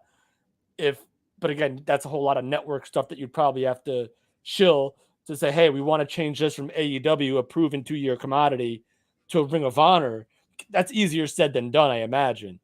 So if they can get like a Saturday, like a 6:05 Ring of Honor, or like a Saturday at like 9:00 Ring of Honor time slot, then you can at some point formulate that roster and keep them separate. And then devote either Elevation or Dark to the Ring of Honor product. So you have, Rampage, Dynamite, Dark, AEW, and then you have, whatever Saturday afternoon, and then Elevation to ROH.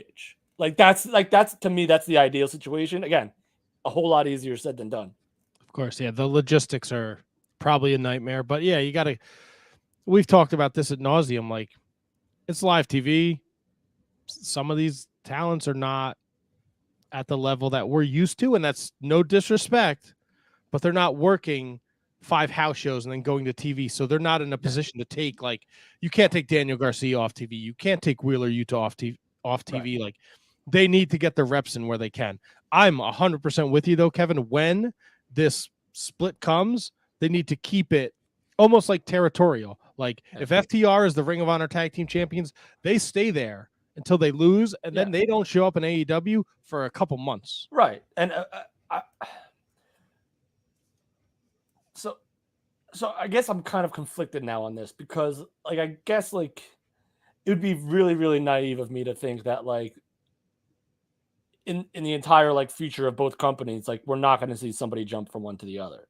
But now make that feel like a real jump and let them, like, stay there. Like, let them be branded as a Ring of Honor guy. Like, make it feel like I left WCW to go to WWF. Or, like, I left, vice versa, ECW to go to WCW. Like, make it feel that way. So even though, 2022, we're not boneheads anymore. Like, we don't believe that the NWO is working for WWF like we may have believed in 1996.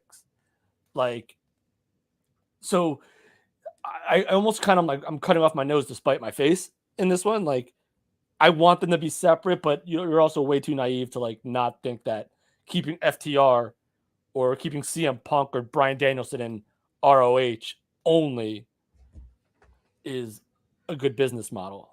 No, you'll see. I think you'll see your second tier talent going there to work on things, and you'll get people going there. I think we'll find a happy medium at some point, I believe. Yeah, so the pay-per-view Saturday night, we have 5 matches announced. Gresham, Claudio, Briscoe's FTR, Deeb and Martinez, Joe Lethal, and Utah and Garcia. Yeah, And I'm sure they'll throw a couple more in there right now. I think we'll get some like Ring of Honor guys, like ROH originals now. In there, like they seem to like Dalton Castle. I wouldn't be shocked if he's in there. Silas has worked a couple shows. So I wouldn't be shocked if we get some like legit. Who was someone just worked them on a. Oh no, those are NXT X's. Never mind. Parker Bordeaux. Yeah. I was thinking they were ROH guys. No, Parker. People Bordeaux. are apparently there's an ROH guy in that little stable now. It's Arya Davari, Slim J from the Special K, and then Parker Bordeaux. And I think actually John Walter is working Tony Nese, I think, on Darker Elevation. Oh, nice. Yeah. So a lot of stuff going on in the AEW Ring of Honor world. They did announce that All Out's returning to September in Chicago. So that'll be. You mean to Chicago in September? Yes. Flip it, reverse it. Sorry. Drop down. And then this week, Tony, you got to watch Eddie Kingston and the Painkiller in a barbed wire death match. Come on. Sorry, the who? The Painkiller? Painmaker. That is a wrestling nickname if I ever heard one, though. It's a Judas Priest song that's been stuck in my head for like 4 days too. So good. Kingston and the Painmaker in a barbed wire death match with the Jericho Association. Oh, in the fucking Shark Tank. Fuck that shit. Yeah, but did you hear Daddy Magic bring up my point about how why aren't they in the cage too? Like all these guys, like what? They're just gonna stand around not doing nothing? Why shouldn't they be in a cage, huh? It's a fair point. Yep. I'll tell you what's not a fair point. Uh-oh. All right, there's a couple fucking problems I have with the NWA here. Okay, what's the problem number one? Okay, problem number one. Why the fuck? And I know, it was explained to you in the interview. No. Who the fuck is Mike Knox? Who the fuck is Matt Cardona with this bullshit? With this fucking shitty family? This fucking dipshit gets a fucking bye to the finals? The Fatal 4? Are you fucking kidding me? I don't agree with it either. I'm totally 100% with you. Totally. However, this was Kevin's buddy. This was the deal that he struck when he turned Kevin's over buddy's a fucking Charlotte to Billy Corgan before the Fatal 4-Way. Fatal 4-Way. Bunch of fucking bullshit. He said, Hey, you man. owe me, and he owed And him, then- and he's paying the dividends on what he owes. And then this booger eater brings back Tim Storm, and now Tim Storm just throws the fucking rule book out the window? If you remember, in Tim Storm's final match for Sweet Charlotte, when the NWA Power came back, Tim Storm saw an opportunity after Aldis was pulling shenanigans on him, and he popped Aldis low in that match, and he didn't get caught, but he only managed to get a 2 count. So now here, Tim Storm in the same situation, referee shit canned, tries to go for it after Aldis had slapped him and showed unsportsmanlike conduct a few times. It's wrestling, though. You can smack your opponent. It's not a closed fist. It's not illegal. But this was supposed to be a gentleman's match. They were trying to keep they're it. fucking professional wrestlers. You can't trust Nick Aldis. Well, apparently you can't trust Tim Storm either, because as Tim Storm was firing up into Nick Aldis's nether regions, Kevin Keenan pops his head up from beyond the apron, and then he saw what happened, and he said, "That's it, ring the bell." Kevin Keenan knows exactly where he needs to be at all times. And that's why Tim Storm doesn't deserve another shot. So Tim Storm has been eliminated from this from the race to the chase. Get him out. You know who else doesn't deserve another shot? Kevin's fucking dear, good personal friend, that cheating son of a bitch, Brian Myers. This was a surprise to me. This fucking result really took me by surprise. Because he's got to get in there with his other fucking family member for this Fatal 4 bullshit. So now this is stacking the deck. We got Brian Myers, we got Mike Knox, we've got Nick Aldis, and Nick Aldis's former buddy Tom Latimer. Yeah, but you were former buddy, so you know there's an issue there, right? These two fucking jabronis going to lay down for each other? Is one of them going to win the title shot, beat Trevor Murdoch, and then give the title to Matt Cardona? Does he have that much fucking brainwash bullshit power on these two idiots? That's You where know the what? power lies, baby. The power lies in Matt Cardona's hands. Know what I mean? You know what? Oh, it lies in his fucking wallet. He's buying all them fucking figures. So since we're down to the final four, who do you think is going to wind up with the shot at Trevor Murdoch? Trevor Murdoch's a babyface now again, right? No, not really. Well, he was the one that got Tim Storm back, so that kind of made me think. And then his promo that he cut was kind of like, I did what was right. I righted a wrong. He righted a wrong, yes, but when the Pope came out to shake his hand and congratulate him, he walked off on the Pope. So I think it's more Trevor Murdoch is his own man, and he lets the chips fall where they may. And Aldis kind of looked like a bad guy too in this. Oh, of course, he was being a dick to Tim Storm. Absolutely. And like when he ended up like winning, like he had like this weird like he was cringing over and had like a weird like grin, like I got one on you type. Which he did, because like I said, the last time those two met was for the World's Championship. Nick Aldis was defending, and it was Tim Storm's last shot, and Tim Storm did the same thing. So maybe Nick Aldis knew, hey, if I get under his skin quick enough, he's going to do something stupid. It's going to cost him. Yeah. And Nick Aldis did what he had. He vanquished Tim Storm when he had to. And now he's got to wrestle. He's got to fight him again for what? This is bullshit.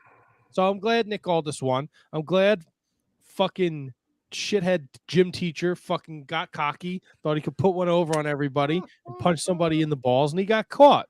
Maybe Tim Storm can now go back to commentary and replace Austin Idol. Oh, can you? 2 minutes in, I wrote 2 minutes in. I hate Velvet and Austin. Oh, no, Austin's not bad when he's with Galley. It's fucking Velvet Sky that fucks everything up. She can't the shut whole up. Show, the three of them were together. Yeah, she's fucking rotten, dude.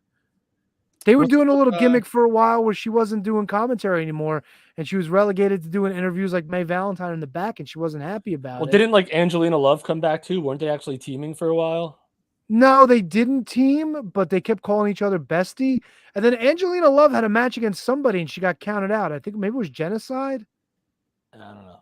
I don't know. She was doing some shit outside, and Velvet's like, "No, you have to get back in the ring," and she didn't. I don't know. It was fucking stupid. May's got eyes for Tyrus. Gross. No, Tyrus is a lovable guy, I guess. She ran down all his accolades like it was a big deal. He's the fucking worst TV champion I've ever seen in my goddamn life. His matches suck dog shit through a straw, and now I got to fucking deal with him and Odin. Odin, so you're fucking number one contender here for this? I'm okay with this fucking fat titted shit gonna be the fucking champion. I'm okay with Odinson getting that match. Here's what really was fucking stupid. Did you see the shit that happened with Tyrus coming out and attacking the guy that Aaron Stevens was training?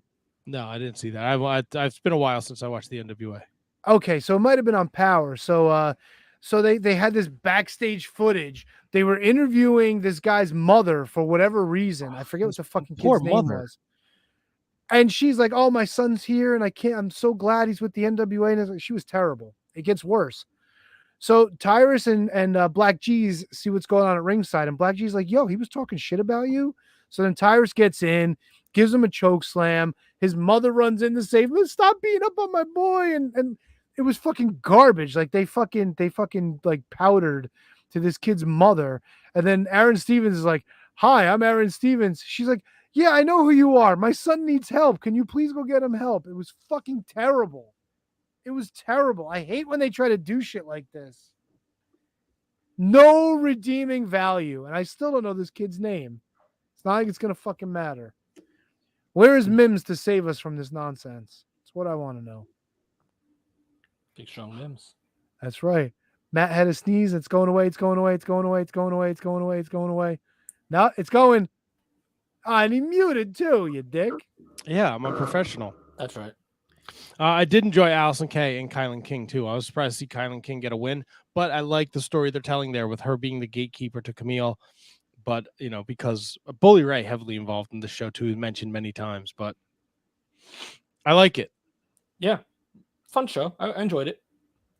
I don't know if Bully Ray trained Allison Kay. I don't think he did, but he trained Kylan King. Trained Kylan King and also trained Camille. He was instrumental in Camille too. So.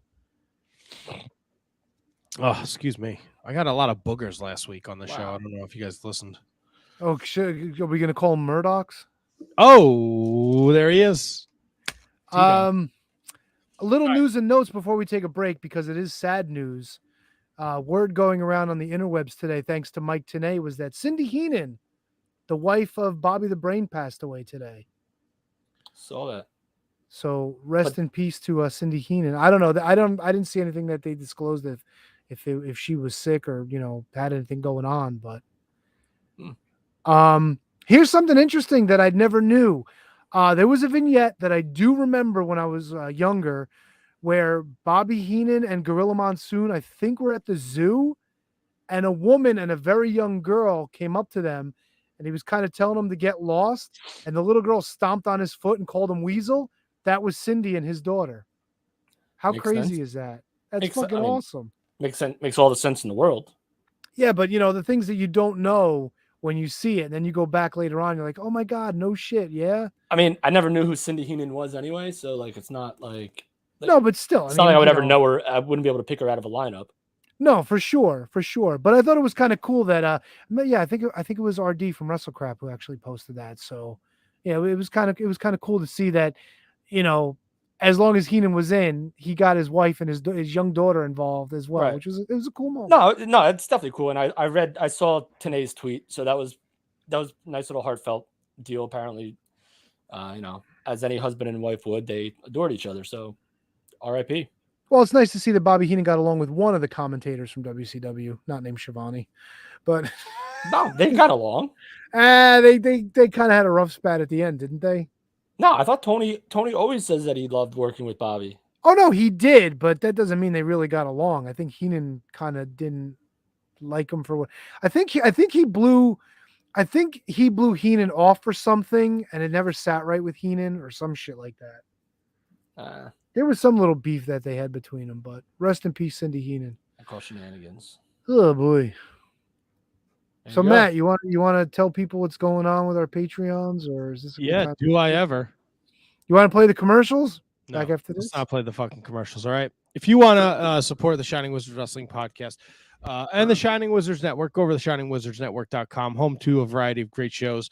If you've ever listened to this show, you know the shows, Turnbuckle Throwbacks, Mark Order Podcast, Inconclusive Breakdown, Wrestling Night in Canada, Radioactive Metal, The Midnight Jury, and the Broadcast, not members of the network, but friends of the network. So check all those great shows out. You can support us over at our Patreon, patreon.com/Wizards Podcast for as little as $1. Yes, $1 a month. You can support the Shining Wizards Wrestling Podcast.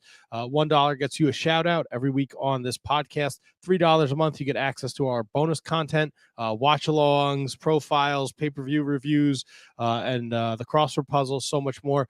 $5 a month, you get all the perks at the $3 level. Plus, we'll plug your social media, website, podcast, whatever you're doing out there. We want to support you during the grind. We also have the $10 level, and at that level, you get put into a monthly drawing where we pick a lucky winner every month, and that winner gets to be a part of the show. Whether you're sitting in for Can You Beat That? You're sitting in for an interview. You are picking the Wizards Rewind for that month, and being a part of the show, sitting in, talking about said show. So that happens for everyone, $10 and above. Every month we'll pick a person, and that person gets to decide. We don't decide. You get to decide, the Patreon, what you want to do. Do you like some of the guests we have coming up in August? Do you want to sit in and talk to them? We'll set that up for you. You got a Wizards Rewind you want to do? We'll set that up. You think you can beat Christian Rocco? Can you beat that? You're the next challenger. I don't give a shit what the committee says. So that's happening, $10 above, patreon.com/Wizards Podcast. If you enjoy this, please support us. If you are in a bind or financially you cannot spare the extra dollars, no problem. Tell your friends, give us a retweet, share our episodes. That's free. It costs nothing. And if you know fellow wrestling fans that might enjoy this show, please send them our way. We look forward to meeting all the new fans. At this time, we're going to thank those who support us at our Patreon. Kathy Hummer, the queen of the Shining Wizards. Manny Crasso, the king of the Shining Wizards. Danny Rusinello, at not Danny Russ on the Twitter machine. Anthony Rusinello from the Mark Order Podcast. Sean Toe, Sean Calejo, Kate Hensler from the Mark Order podcast, Sour Graps, the SmackDown Rampage Fight Full review. And Kate is back on the Twitter machine at Miss Kate Fabe. Be sure to give her a follow. Matt Garifo, no relationship to the KJG. Maddie Mellinger, Christine Friesendorf, Mark Parloni. Happy birthday, Mark. Kenny Hawsey, the Scotch Drinkmore. Jay Kopp, Big Cop Pump from the Turnbuckle Throwbacks. Thomas Copps, the Mott Spock at High Five Tom. He's doing his ROH Revelry show and the Marking Out show. And he just had a great conversation with T-Donk, so be sure to check that out. Michael Hammond, Matthew Birch, the True Prince of Pro. Braden Bergen at Enfuego30. He's our #1 fan from Iowa, so be sure to give him a follow. Brendan Haney, Carrie Calling at the Carrie Crush. Ryan Schlong over there at the Mark Order Pod. Asian Joe, who will be in Jersey in October. David Henry Bauer III, his pal Antonio Horseman, makes experimental music at harvestmanrecords856.bandcamp.com/music. Mike Peterson at LOL Mike Peterson. Rob Humphrey. Kevin Rogue, former Can You Beat That champion. He's doing the Year of Pod, where he's talking all things WCW 96 with the Duke. So definitely check that out. He's a funny guy. And at J, I don't know why I don't have this written down. At JJ Rogue Means, I believe, is his Twitter. Yes, at JJ Rogue Means is his Twitter account. So follow him. I Dunk Biscuits. The Daily Smark at The Daily Smark on Twitter. DailySmark.com is the website. They help you find the latest wrestling news along with up-to-the-minute daily podcast. Don't forget, we deliver YouTube videos to keep you in the loop. Roll. And last, but certainly not least, let's see if I can time this up right. The one, the only, Mr. William Mercier Jr. Lives are going to be in William Mercier's hands. You know what I mean? I know what you mean, Kevin. Woo! Did you have to filibuster, or did I get it like literally just in time? It worked out to you just coming into the shot.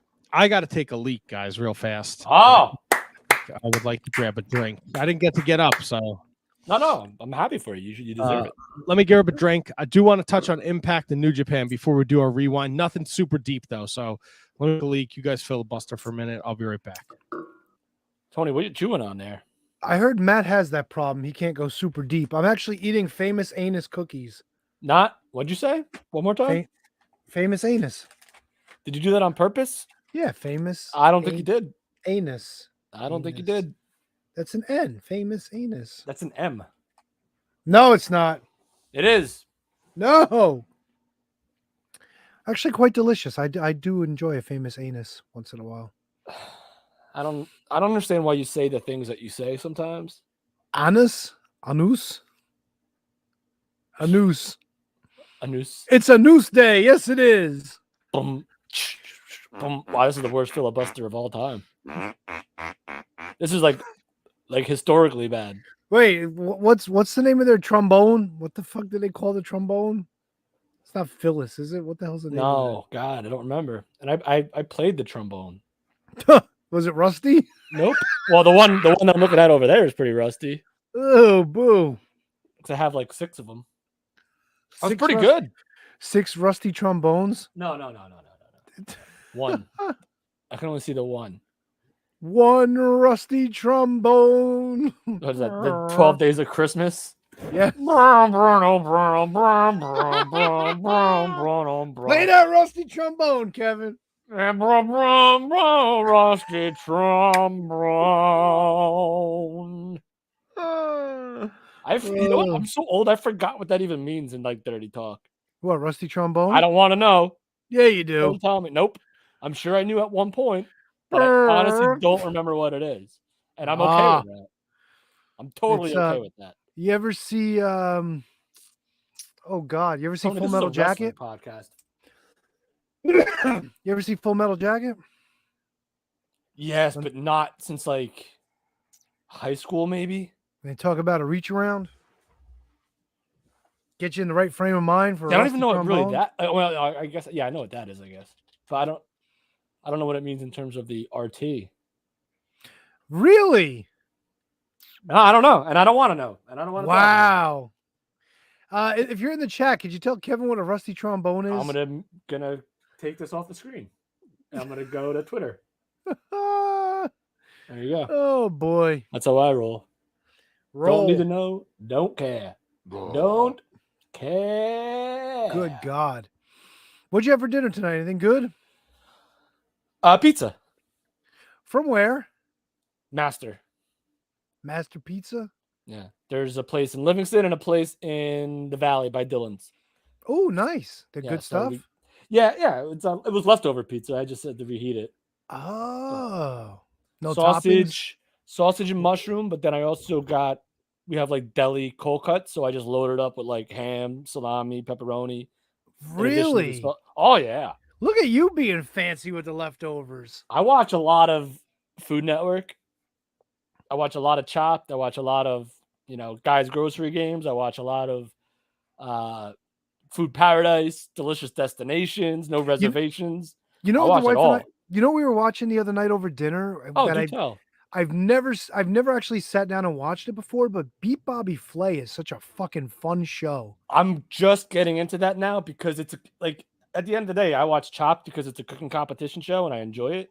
Yeah. So why I'm branching out into other cooking competition shows. Well, that's it. Like Bobby Flay, they get two people who battle, and then the winner gets to battle Bobby Flay. Yeah, it's Supermarket pretty Stakeout. cool. It's a good one. If you ever seen that, and it's only half an hour. That's the great thing about it. You get two matchups in that half an hour. You're good to go. And Bobby Flay doesn't always win. Like he loses. Yeah, but I feel like that's just like to fill like the margin. If you know what I'm saying? I mean, I guess, but it's cool because they don't tell the judges which dish is which. So they present them with the two judges at the end, the two dishes at the end of the competition, and then you just vote on the dish, and then the host will reveal who won the competition. I'm also a big BBQ Pitmaster guy. I've seen that. That's pretty good. That's on Discovery though. That's not on Discovery. I forget. Destination America. They all kind of blend together after a while. So they're all in that Hallmark, it's like Travel Channel banner. Yeah, if it's not the cooking shows, it's like the House Hunters or like the Fix It or Sell It or whatever the fuck. Right, they're the called, flea market like flip, that. if you will. Yeah, but it's all that kind of shit. I'm a big American Pickers guy. I love that show. Like when they just go try to find stuff like junk in people's houses and then try to sell it. Love that. Love like the survival shows, like Dual Survival, Survivor Man. What? I can't go to the bathroom. What are you guys talking Matt, about? we said this was the worst filibuster of all time, and we just got I asked Kevin what he had for dinner, and he told me it was an awesome pizza.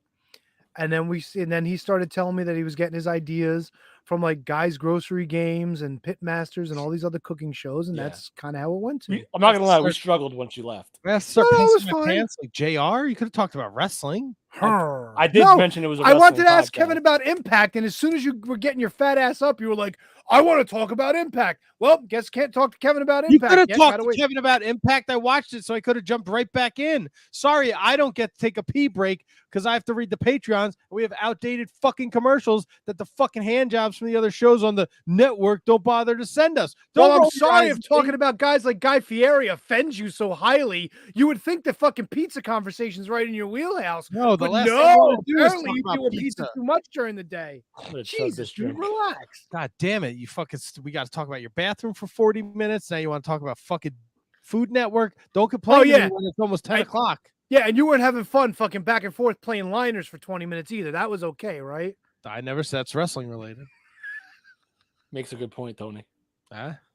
Hey, what did you want to ask Kevin about Impact? Kevin, what about Impact? Did you have anything specific? No, I figured we were going to do a 3 count about Impact, so I was going to let you roll with the ball, but oh, my fucking nuts itch. I'll tell you. All right, well, Tony, now I'll roll with the ball, which is a saying that he just made. Oh, by the way, we also Kevin doesn't know what a rusty trombone is, so there you go. Yeah, that came up as well. We talked about that, yeah. Yeah, we talked about Kevin's trombone.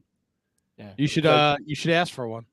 Well, I have one over there. JJ Rhodes said he was sending a link, but we haven't gotten it yet. So all right, cool. All right, Kevin, talk about Impact. All right, well, Matt, you watched it, right? I did watch it. You know what? Harken back to Tony's conversation earlier about TV14 bra and panty matches. Chelsea Green and Mickey James started their match off with lots of kisses. Yes. But they did a good thing about playing that off about like the whole Trish Stratus, Mickey James thing. So it's kind of like passing the torch to dude, Matt, I don't know what you thought about this match. Dude, you know what? I might start a segment, Matt. My favorite wrestling match of the week. Oh. And this was my favorite wrestling match of the week. Really? Mickey James and I mean maybe it's because I just watched it like yesterday, but it's fresh. It's recency bias. I love this match, and I love the feud that Chelsea and Mickey James have developed. Like I said, I called it too that Chelsea was eventually going to turn on Mickey, and she did, and now they're just having bangers. And then Mickey kind of walked out saying that you're only as good as your last match, and so I don't know if Mickey's taking some time off from the Impact ski, but I don't know. But I love this match, and that's the one count of it. Yeah. Can I interrupt? Is Mickey James kissing women like a thing? I found that she kissed Jillian Hall at one point. She kissed Alley Catch. Dude, like apparently like she kissed Lisa Marie like at House the of whole thing Hardcore? started with Trish. I mean, but, maybe like, before maybe she may have been doing that in like TNA before that. Do you have a problem with this? I don't. I'm just surprised. Like there's just so much whatchamacallit. I think it's like I don't think it's like a point of her character, but I think it's like the second level of her character that like this has become a thing. So we're not gonna like super acknowledge it, but we're also still gonna do it. She was also countering Chelsea Green's mind games in this match and saying that's not how you kiss a lady. This is how you kiss a lady. That's true. Because Chelsea Green in her entrance, she does the kiss thing. Oh my God! God bless Nick Aldis. God bless him. Oh, Yeah, what a God bless national him, treasure! right. What a national treasure he is. God bless Broski. Yeah. Yeah. Well, A couple things. First of all, I also would like to get back into. I really enjoyed myself today, getting to watch all this wrestling that I don't usually watch, and I really am going to make an effort to watch the NWA and and Impact every week. If I turn MLW on next week and I see fucking Terry Funk and Dusty Rhodes wrestling, I'm never watching MLW again. I'll tell you that right now. All right. Stop with the fucking bullshit from the past. Give me what you've already taped. Show me your fucking 60-man battle royal with the fucking midget and the blue meanie. All right. This Impact show was it was awesome. It was a great show. If you're sleeping, and I think I've said this before, and I'm sure Kevin has said it 1,000 times, don't sleep on Impact, man. If you're fucking wasting your time watching 3 hours of Raw tonight, 2 hours of SmackDown, and you're fucking miserable, you're not enjoying it, bro, just take 2 hours, whatever 2 hours you want. Watch Impact, man. This was a good fucking show. The matches were solid. Great stories. Although, not going to lie, Kevin, that weird shit with Rosemary and Taya Valkyrie where they go to the dead, fucking weird, dude. That was Matt. That was my least favorite part of the show, and it was the longest part. So, okay, Tony, I'm going to paint you a picture.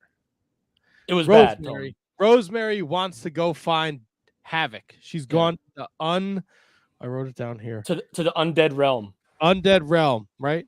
So she's bringing Taya Valkyrie with her, and Rosemary has very strict instructions. Do not stray from me. Do not go into the light.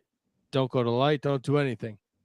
Stay with me. And they go into the undead realm, and Taya Valkyrie's acting like a bozo the clown, and then she hears some monster feeding on something, and she gets spooked, and then she wants to know. She has some ridiculous question, and Rosemary starts talking about some nonsense, and Taya goes to the light.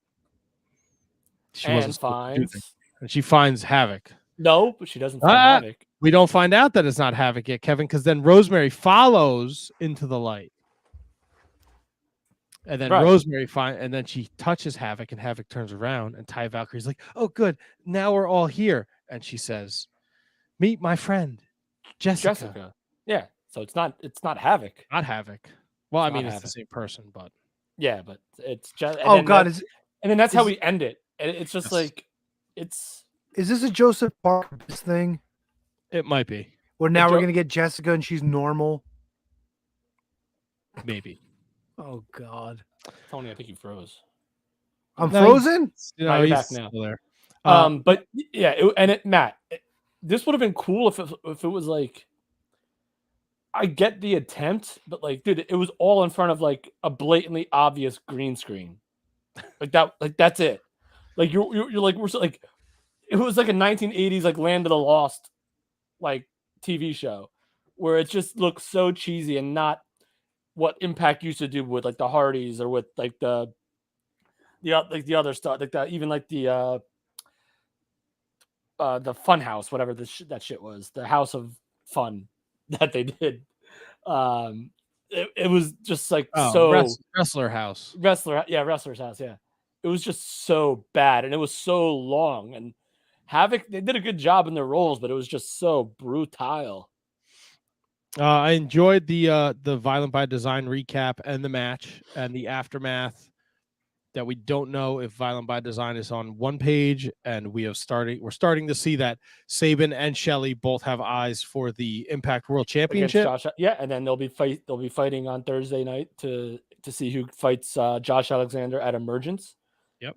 So that was good, and the Violent by Design stuff has actually started like I guess it started last week when Eric Young hadn't been seen since the last show, and then he comes out and blames them for all this shit, and it's like we used to say that this world belonged to us, and he's like, no, this world belongs to me. Diener and Joe Doring are trying to prove themselves. It's a pretty decent little story. Yeah, no, I'm enjoying it. Macklin James Storm was a very good match. I enjoyed that a lot. Yeah. And post match, the lights go out. Sami Callihan's in the ring, but Steve Macklin, this was my favorite part of the show, Matt. He knows. Steve Macklin knows. So when the lights come on, Sammy's there with the barbed wire bat.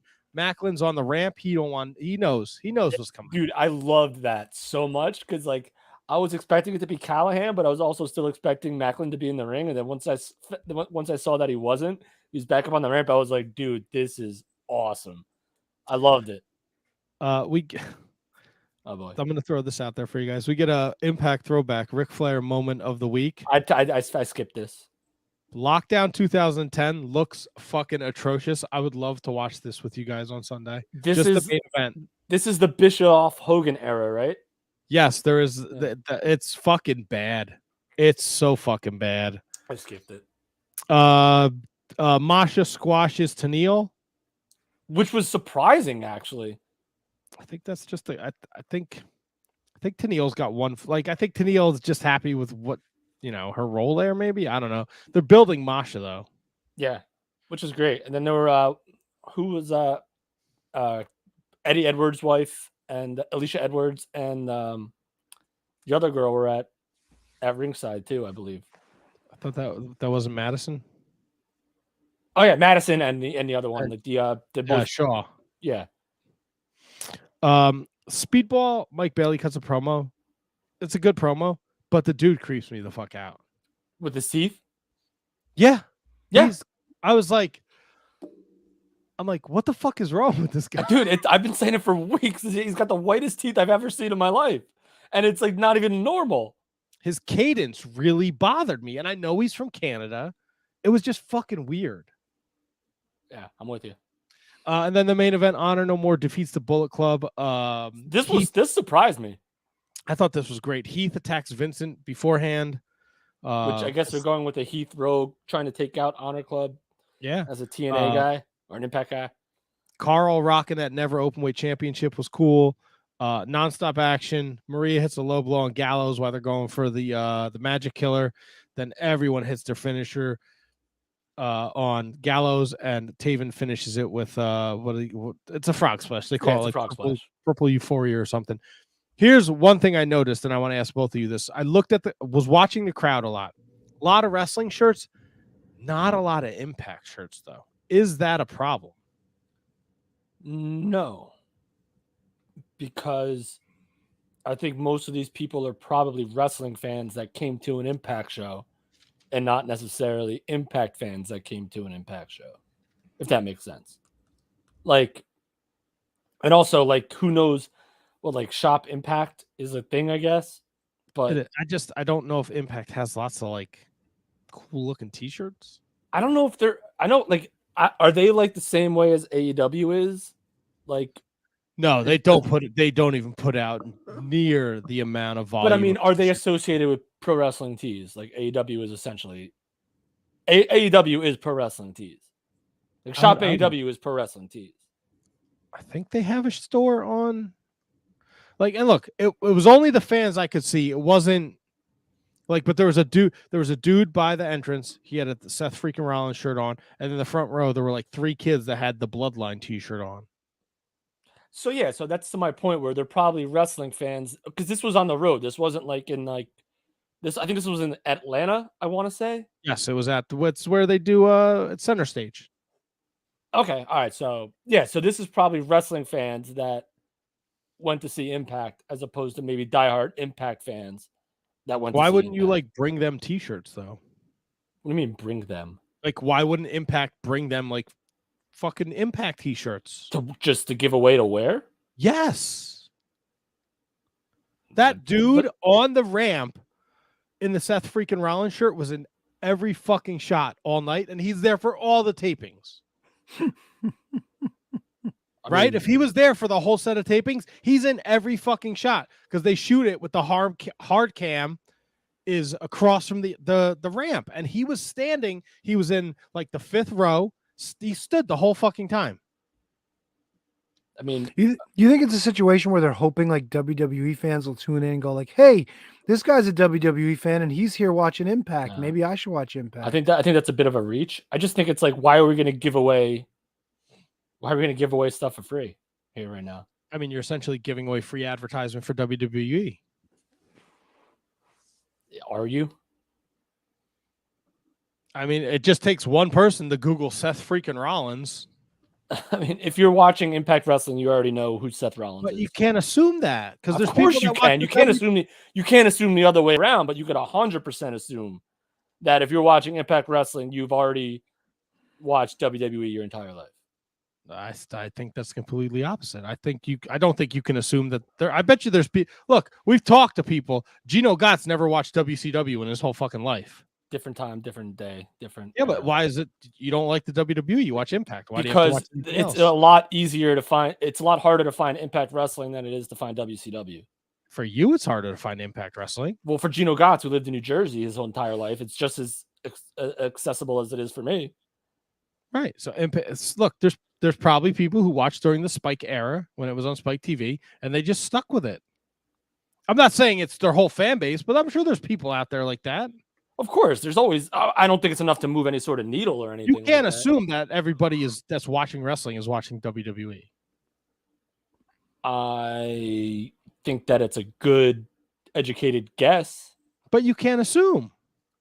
I'd feel I'd be 90%, 95% positive that if you're watching Impact Wrestling, you already know who everyone on the WWE roster is. I don't know, man. We saw what happened when they brought all these people up from NXT, and they didn't. Then WWE fans didn't know who they were. All right. Again, So that's I so. just I'm don't saying think if you brought Impact guys to WWE, you wouldn't know who they were. Right, But if you but I'm saying that's the reversal of what of the No, point. but if when Heath shows up, I bet you there's people that don't know who Heath Slater is. Okay, but we're comparing Heath Slater to Seth Rollins. I'm just saying you want to make sure that 5 to 10% that you have that just watches Impact doesn't stray from Impact. All right, well then Heath Slater is getting over as a new character that you're just introduced to for the first time. That's it. Like, so that he's an Impact guy to you then if you've never watched it. Right, but that's what I'm saying. Put these people in fucking Impact gear then. It costs you nothing. The shirts are there. Want me to cost you something? This guy's going to be on TV for at least 5.5 hours with a fucking Seth Rollins t-shirt on for not your company. Tony, how do you feel about this? Am I am I wrong in assuming that if you're watching Impact, you already know who everyone in the biggest company in the world is? Kevin, I think Ryan answered your question. Tony is asleep. I'm not asleep, schlong. Stop it. Can I say?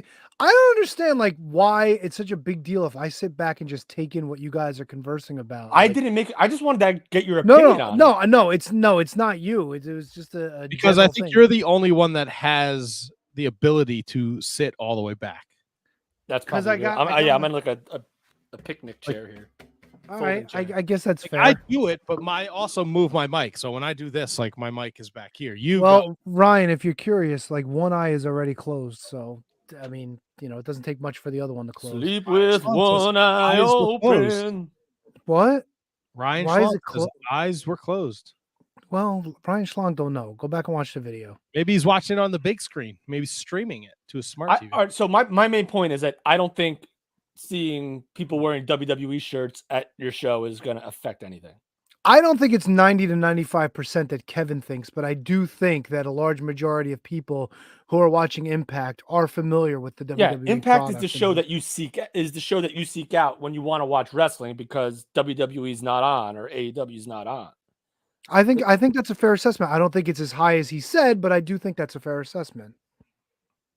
I mean, I get your point too that you want to have people representing your brand at the show, but I mean, are you going to give away T-shirts to everyone? Like, it's not like they're making money hand over fist. They're just going to give away shirts. Look, I get Matt's point, but I don't know. I don't know if Impact really thinks that much about it. I don't think they care. Yeah, yeah.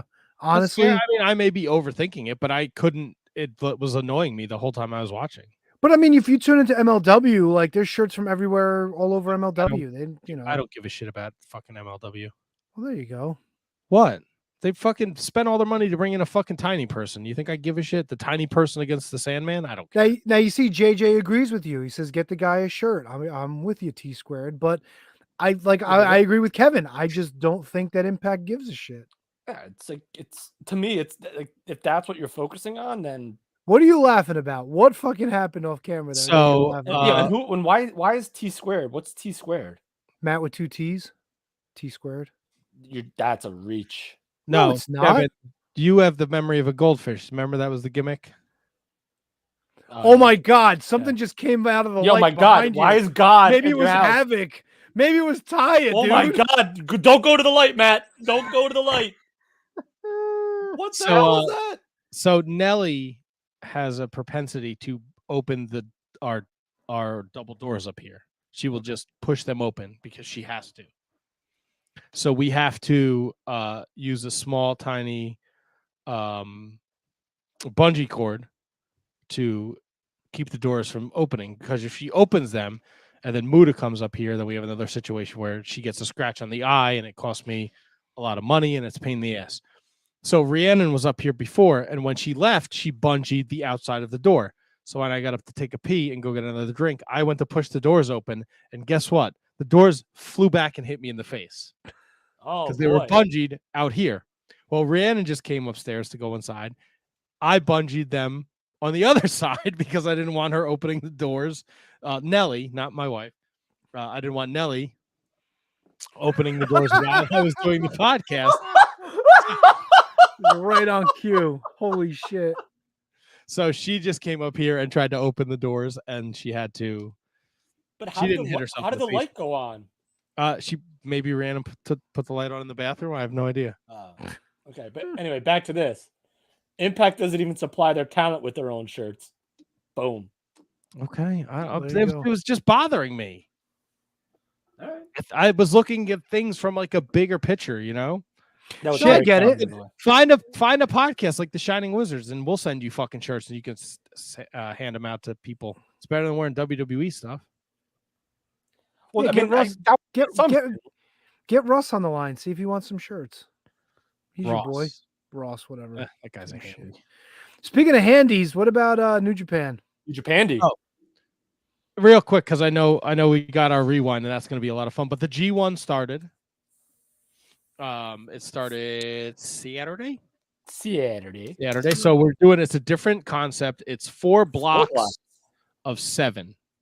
So everyone's only going to have 6 matches. In the past, it's been 2 blocks of 10, where everyone would have 9 matches. Yeah, and they played that up as a big deal. Where like if you lose like 1 or 2 matches, you might be Dunsky. Oh yeah, it's a huge deal, man. But the G1 started. It's my favorite time of the year. I got to watch both nights last night. I fast forward through all the fucking the non-block matches. I did too. Yeah, I think I watched the Jay White Chase Owens tag match. I think, and that was it. Yeah, I fast forward through the Gaga. Yes, there's stories that they're telling to advance the matches in the G1. I'll tell you what though, if you missed night 1, Kev, definitely go out of your way. Okada Jeff Cobb was fucking awesome, as was Ospreay and El Fantasma. I'll watch it tomorrow. And was there one more from night one that I really enjoyed? I don't know. I watched night 2. Fuck. Hold on. Give me 1 second to think about this because I know night 2. I know the main event was Juice and Shingo, which I thought had like a weird. It seemed to finish abruptly. No, I think they told a good story in the match. They told a great story. I just felt like the finish just kind of happened. Well, because he kept trying to go for, I don't know what his finishing move is called, Juice Robinson's, but it's like the Pulp Friction. Yeah, and he tried to go for it a bunch of times and he couldn't get it, and then he finally did get it. And, I thought Tai Chi and Big Tom, that first match, I was like, how are you going to fucking follow this? Well, I'll tell you why, because they put like anytime like a Big Tom match is on, you know exactly what kind of match it's going to be.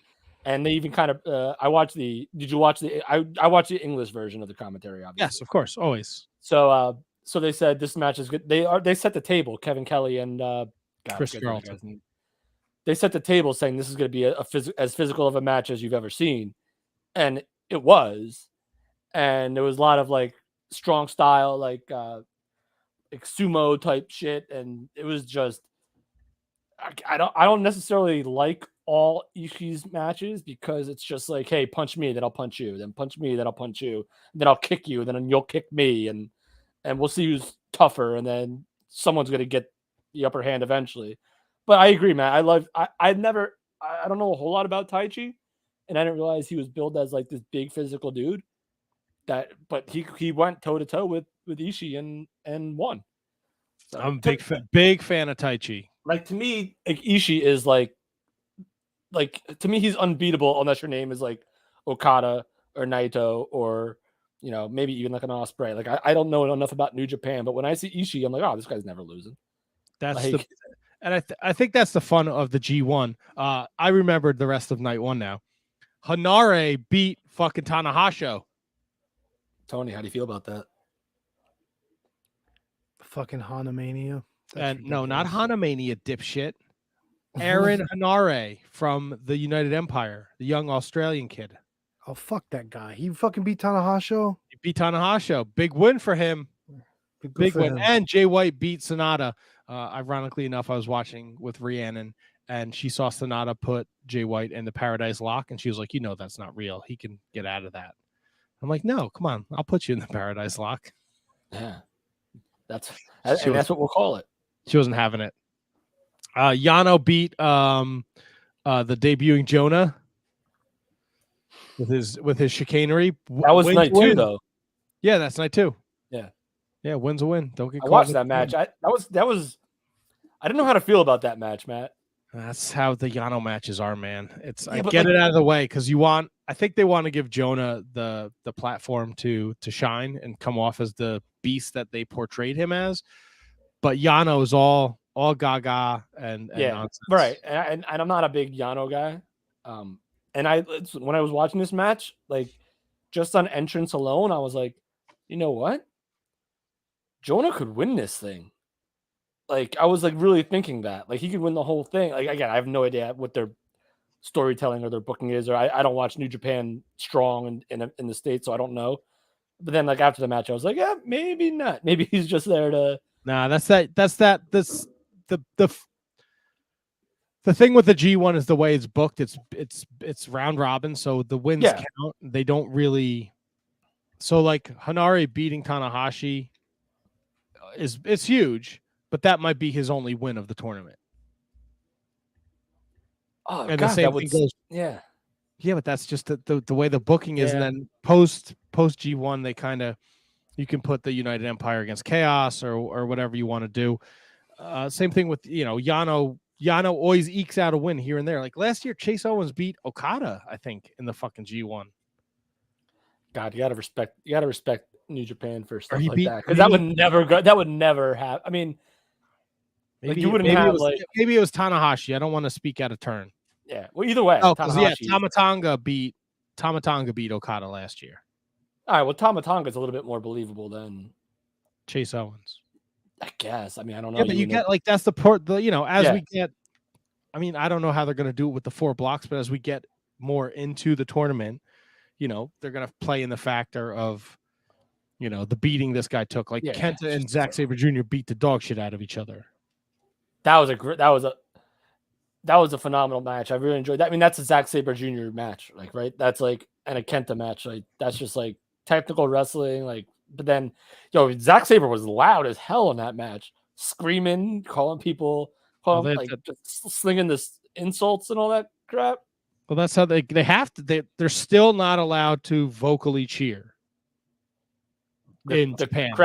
They can only clap. So, like, if you get a chance to watch night one, Jay White Sonata, Jay White talks the whole fucking match, trying to get the crowd to chant Sonata. But as he's doing it, they're clapping to it and kind of cheering Sonata on. So it's you have to get creative. But yeah, I didn't know that. That's pretty wild. Yeah, so that's the New Japan in a nutshell. The G1's going on. A couple weeks, I'll be recording my Bread Club episode of the G1 somewhere in the middle, probably not this Monday, but the Monday after. A little something with my man Kieran over there at Wrestling. So if you're not subscribed to Fightful Overbooked, please do so. Yeah, man. I'll tell you right now, like I say this all the time, but like I don't watch New Japan all the time, but when I do, it's always a freaking pleasure. Like I'll watch like tomorrow at work, I'll probably watch night one. Like I'll have it on the second monitor. Like night one's it's a great show. Yeah. I mean, I'll probably fast forward through like skip all that every 6-man match that there was. Yeah, skip all that bullshit. Once I realized that was it, I was like, dude, what am I watching? Is this one of these like off nights where there's nothing that's of real import? And then I skipped, and then I realized that there will be. Yeah, they'll do that until we get to like the last like week of the tournament. Then they'll have just all tournament. And now the next night is the 20th. Yes, and then the 23rd. I believe so, because I think that's when Jay White fights again. I think. Yeah, I think between Wednesday and Sunday, I think there's only 3 shows. Dude, I'm in, Matt. I'm in. I love it. Let's do it. I'm in. I'm all in. I'll tell you what I was in on. T-Donk's Wizards Rewind. He went to the well again and gave us a wonderful recommendation. I had my doubts at first. And then you know what? After I had so much fun watching the last Wizards Rewind that Tony suggested, even though I was a little butthurt by the Hart Foundation losing the tag titles. Right. When he gave us this the other day, Superstars of Wrestling from June 13th, 1987, I was all in, and I pulled it up on the Daily Motion today. I threw it up on the TV in the living room, and I had myself a hell of a time. June 13th, 1987. Yep. I just turned 4 years old. Look at that. Little Kevin, were you watching? Oh, I was tuned in, man. And I was blogging about it too. I was 13. Did a podcast too. I was 5. Well, I hope you guys enjoyed the show. I did. Tony, why did you pick this particular Superstars? Bro, Ricky the Dragon Steamboat defending the Intercontinental title against the Honky Tonk Man. That's all you need to know. Look, that's exactly why I picked the last show, because it was Hart Foundation and Strike Force. And then you just get the gold that surrounds that matchup. And there was, I would say this was about a 0.95, whereas the last show we watched was really loaded because Survivor Series was around the corner. I think this one paid off in spades as well. We got a lot of interesting stuff. There was a lot of fun stuff on this show. And 100%. And like, I think it can't be understated. Honky Tonk Man beat Ricky Steamboat for the Intercontinental title and started the longest Intercontinental Championship reign that I think we've seen to this day. Yeah, I think it is to this day. I was thinking about that earlier. I don't know if that record's been surpassed. Actually, I don't think it has. Tough. I don't think it has. It's tough to know in the modern era. It's really tough to actually know. I don't think it has. No, I don't think it has either. So here's the interesting thing. We start off with an awesome match. How's this for jobber names? John K9, who, if you remember, was profiled on the Dark Side of the Ring this past season. And Tony, he's from Romania? Is he from Romania? Is that where they booked him from? That's where he was billed from. But he's Canadian. He was from Canada. Yes. But that was so weird. Like, from Romania. And I was like, oh, who's from Romania? Johnny Canine. That And didn't sound right at all. Listen, don't short sell Dusty Wolf, his tag partner, jobber extraordinaire in the 80s in the WWF. Oh, I'll get to that. Taking on the British Bulldogs. Dude, I don't know about you guys. Johnny Canine was getting a lot of offense in here on Davey Boy Smith. Like, he was like working. I got a couple things I want to ask you here. Okay. Did Davey always walk Matilda? Yes, because Dynamite didn't want fuck all to do with Matilda. I believe that's true. I got book because he pets Matilda at one point. No, he Matilda, does, but Matilda chases Canine out of the ring, which is weird because they're both dogs. Yes. His offense, but they did like that leapfrog thing where they were way too close, and Canine definitely clipped Davey in his ding dong, and then he rolled out of the ring. Yeah, he shit canned himself on that one. That was fucking hilarious. I wasn't even there. I wrote down Bruno sucks on commentary. No, Bruno was awesome because he's like, I think he lost his balance and he just got tossed out of the ring. I thought it was good. Here we go. Vince thinks Matilda is the one and only reason for the Bulldog success. His words, his exact words. I'll give you one better. Jesse Ventura called her an attack dog. Well, she is. Like a little freaking a little American or British bulldog is a dangerous attack dog. Well, for sure, man. When Davey Boy would get her in the ring, she started chasing everybody out. Ask Slick about him. I think at one point when they wrestled, I forget who it was. Slick just fucking peeled out over the top rope, like dove like the feds Slick was good him. selling for Matilda. Actually, that's a good point. Here's the odd thing: the finish. Davey Boy's the one that hits the top rope headbutt and gets the pin. That's a fucking Dynamite move. Did that surprise either one of you? I didn't even notice it, to be honest with you. I felt like Davey looked super annoyed after the match, like so annoyed. Like when they were like together and the ref was going to raise their hand, like they weren't even facing the fucking camera. Like Davey was fucking pissed. All right, so this is 87. This is probably they're still there in 88, right? Were they at the second Survivor Series? Yeah, they were because I think Dynamite this was Mustache Dynamite. I think so. They were still there. So I wonder if the wheels were coming off.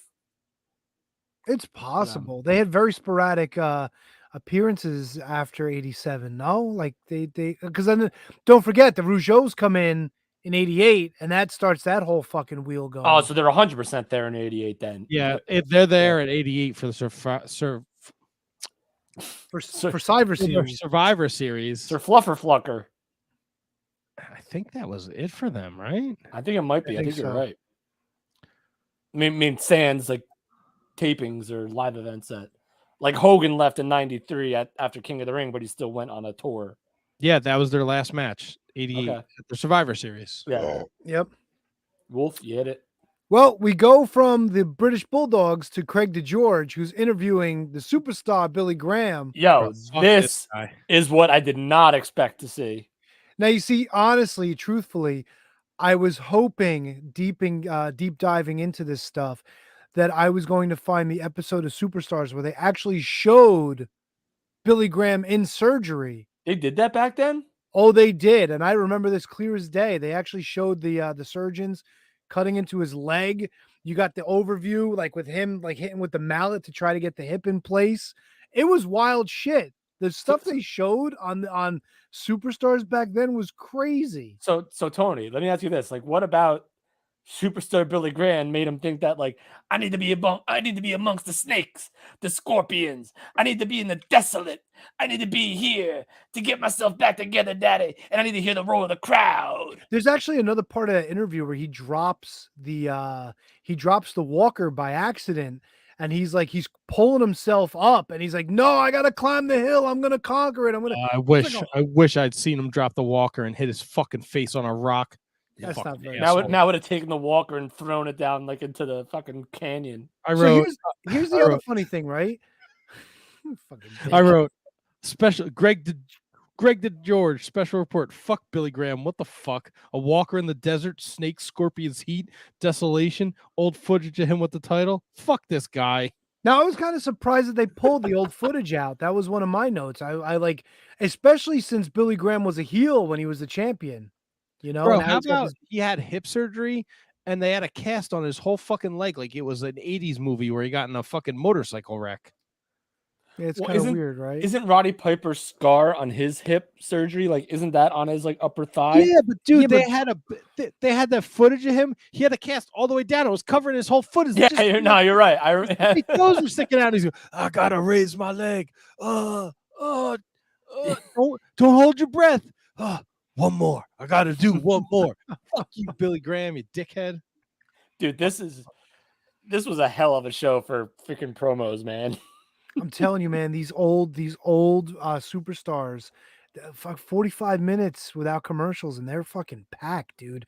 You know what we get next? Holy shit. This dude, I don't know. How do you pick a dude that don't speak the English language to do a fucking commercial for you? Outback Jack speaks English. Bro, I didn't understand a fucking word he said except for superstar bars. And Jesse fucking lost his mind. He's like, did you watch him eating it? He's got no teeth. He left half the bar on the stick. And it's so Oh funny. my Like, God. imagine like you're a wrestler that doesn't have a superstar bar eating a superstar bar.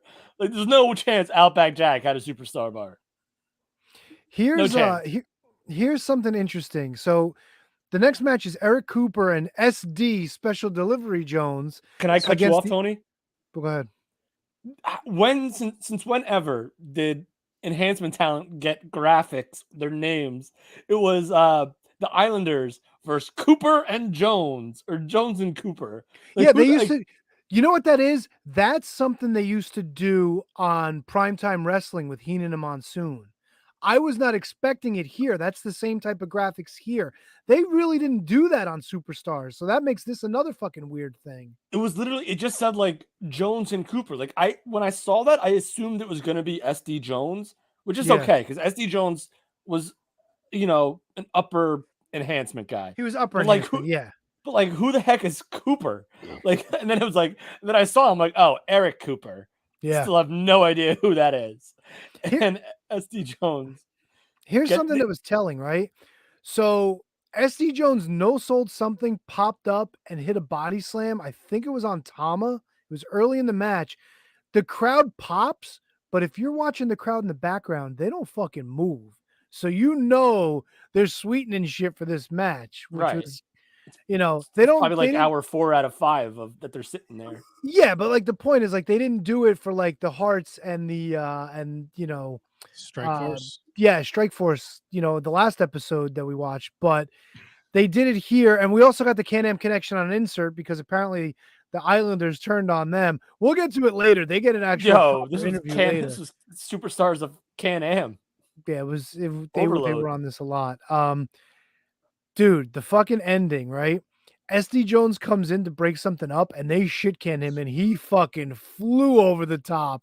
He fucking was like arms and legs out like he was doing a fucking plancha. He fucking flew. So Eric Cooper takes a fucking gut buster and then he gets hit with the double head.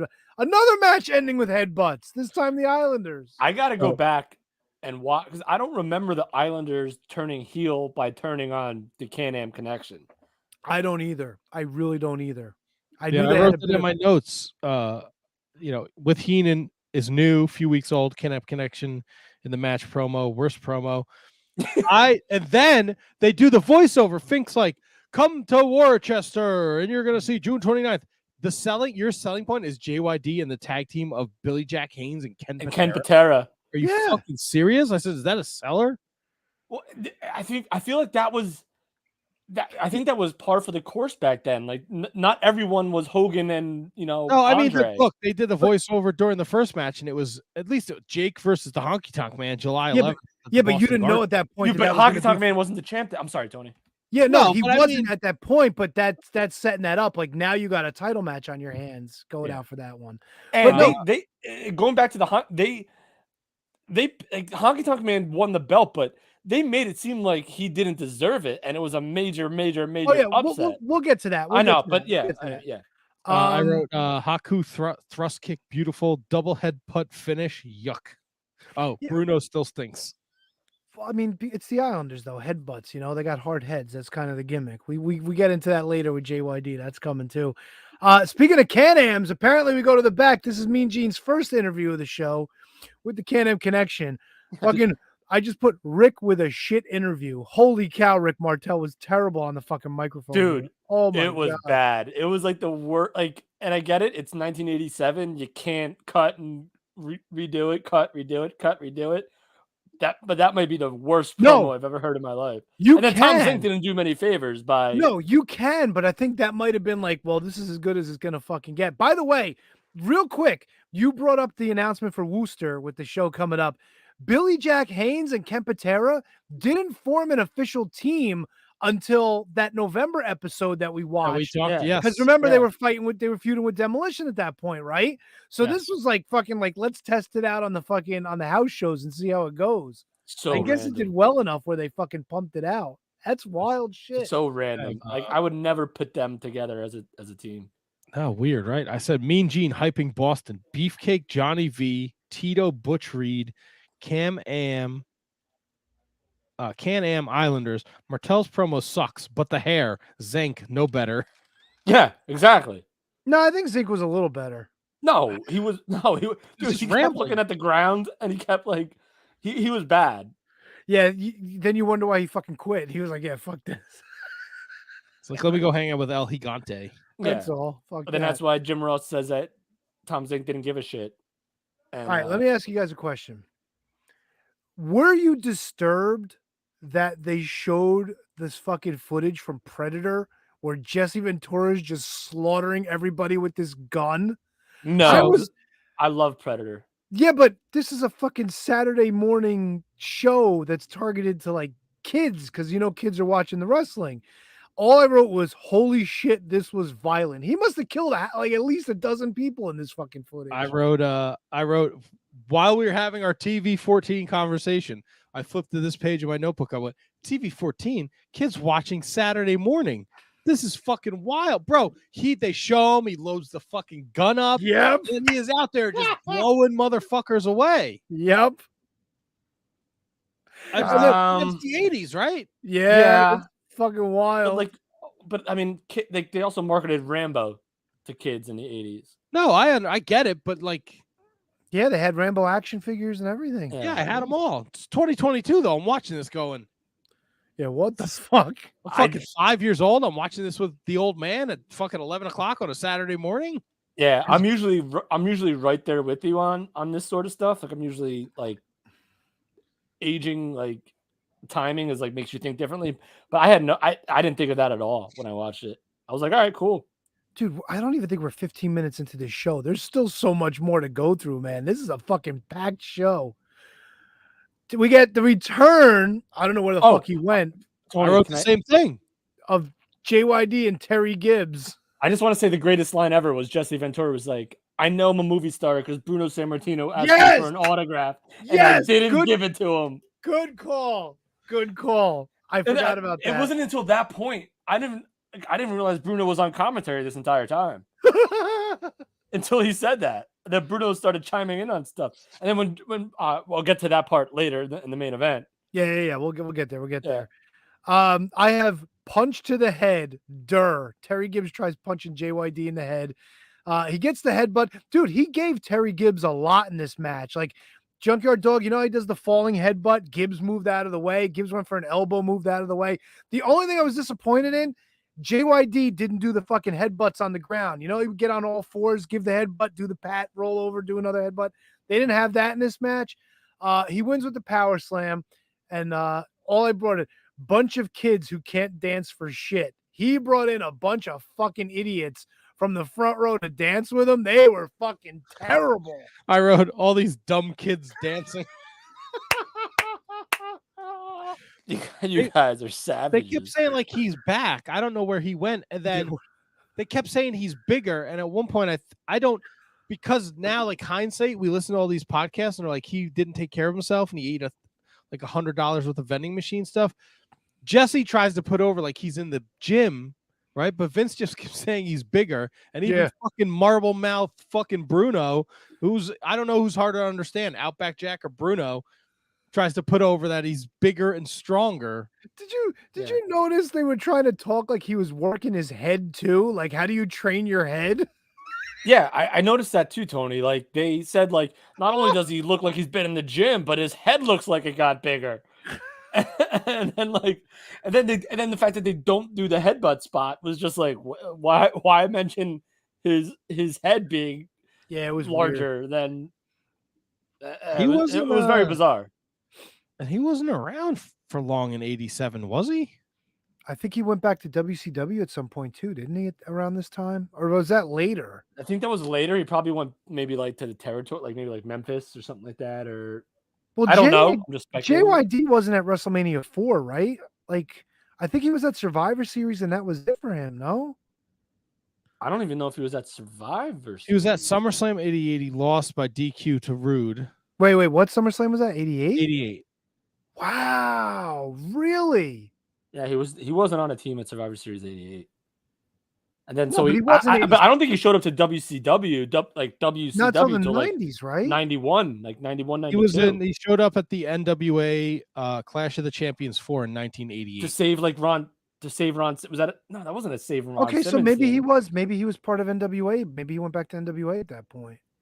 It's possible. I just remember him coming back where like Ron Simmons was in trouble, and then he came out of the crowd. That was Super Brawl 2 in '92 when Abdullah was attacking Simmons, but he went to the NWA in '88, and then at some point they became WCW. Right. And he won a 6-man tag team gold with Ricky Morton and Tommy Rich. Well, there you go. Because when Sting wins the belt, Junkyard Dog is right there, like as the babyface entourage helping him celebrate. We get Mean Gene again in the back, interviewing the outlaw Ron Bass, who's got Miss Betsy with him this time. This is Miss Betsy's debut, right? Yeah. You have respect when you talk about something like this. Oh, mama. It wasn't a bad interview. Like, he was okay. It was probably the best one of the show, which isn't saying much. You know what? What, you gonna give the Demolition one a nod? Well, we'll get to it. I might just we'll get to it. Yeah, I don't know. Anything else on that one, Matt? Otherwise, we can move on. No, I went Mean Gene, Ron Bass. He's got a whip. Miss Betsy debut. Yeah, exactly. Next matchup: Leaping Lanny Poffo and Scott Casey, another jobber extraordinaire, take on the new dream team of Greg the Hammer Valentine and Dino Bravo. Scott Casey was in a Survivor Series match. Yeah, of course. That's like a year later. 88. So he's still. Well, here's the other thing, right? So, like, we get a poem about Jesse Ventura and Predator, which was sort of like, it sort of boosted Jesse, but then still called him a meanie. So it was kind of like whatever. Yeah, it didn't really make sense. And Vince McMahon was like, ha, ha, ha, got him. But like, no, nothing he said was super insulting. He can suck his own dick. Ha ha! Like, nothing that he said in that poem was like, he didn't have to hire an intern. God damn it! He's the wrestler. If you taught me that, I would have saved myself hate. $12 million. Sorry, Kev. So here we go. Like, it just didn't seem that like offensive where Vince McMahon had to like laugh like hysterically, like he buried Ventura. It was like the most benign burial ever. So here's the crazy thing about this match, right? Scott Casey controlled a lot of this match. He was giving fucking arm drags and hip tosses to Dino Bravo. He was looking like $1 million. So he gets him fucking down. Lanny Poffo comes in a House of Fire, goes up and hits the moonsault right away. It's like, holy shit. Even Jesse's like, whoa, we almost had a major upset here. And then fucking Poffo gets cut off with the kick from Valentine on the outside. The side suplex finishes for Bravo. But dude, fucking the amount of offense that Casey and Poffo got in, you almost maybe for a second thought, holy shit, they're gonna beat these guys, which made the fucking match good to me. I'll Matt, tell you're you shaking your head. No, I wrote down Scott Casey arm drag machine. Yeah, it was fucking insane. Kev, what you got? I was wondering, like, because the way that Lanny Poffo like went after Jesse Ventura in his promo for no other reason other than they just showed the thing. I'm like, are they like, was there a Jesse Ventura Lanny Poffo feud that I never knew about? No. I think like what was the point of that then? Probably just to get the plug out for Predator to put Jesse over a little. And you're gonna have Lanny Poffo do it. He's the fucking poet laureate of the World Wrestling Federation, bro. Yeah. No, it was good. I listen, it was fun, but again, it wasn't like a promo that like it wasn't a poem that like totally buried Jesse. Well, we don't get Piper's Pit. We don't get the Body Shop. We get the Snake Pit with Jake the Dude. Snake Roberts. Bringing out Hillbilly Jim and Little Beaver. All right. I didn't realize that. I mean, I sort of remember that the Hillbilly Jim King Kong Bundy feud continued. I didn't realize it. Didn't remember that Little Beaver was still being brought into this. They showed footage from WrestleMania 3 with Bundy dropping the elbow. No, the common misconception is that Bundy like splashed him, which he didn't do. He just dropped an elbow on him. And Little Beaver was an okay promo. At first, I hated it, and then I watched it back again. It was kind of like, all right. I mean, he called him a fat you-know-what, but whatever. And Bundy's a big coward. That's all I got from it. No, Hillbilly Jim had a good line before like the music started playing, and Hillbilly Jim's like, it takes a big toad. Big horse to pull a big load. I wrote it down, Kev. Look at that. I thought that was a great line. So shout out to Hillbilly Jim, man. That was a great line, I thought. My memory of the Snake Pit is very foggy. This was not. They were not all like 90 seconds long, were they? They weren't all terribly long. Well, didn't Honky Tonk Man like debut on the Snake Pit? Not debut, but fucking leveled Jake, and that led to WrestleMania 3, which also, according to Jake, led to his pill problems and alcohol problems and all that other stuff. I thought Honky was a babyface his first time on the Snake Pit. He may have been. You'd have to go far back. I don't remember that, but it's completely possible. I think he was. But again, that's just me. But I thought, like I said, that line, like completely like, and Jake's like, Jake the Snake has like a tank top on, and like G's like he's like going like where's he going? Like what? Typical 80s look, tank top and the acid wash jeans. There you go. I think he even had the little fucking earring, didn't he? Like the dangler. And then like the snake, you keep seeing like, and the best from Jake was like he went to Little Beaver and was like, I'm gonna keep him away from you because he could like literally like choke out. Oh, for sure. Fucking he wouldn't stand a chance.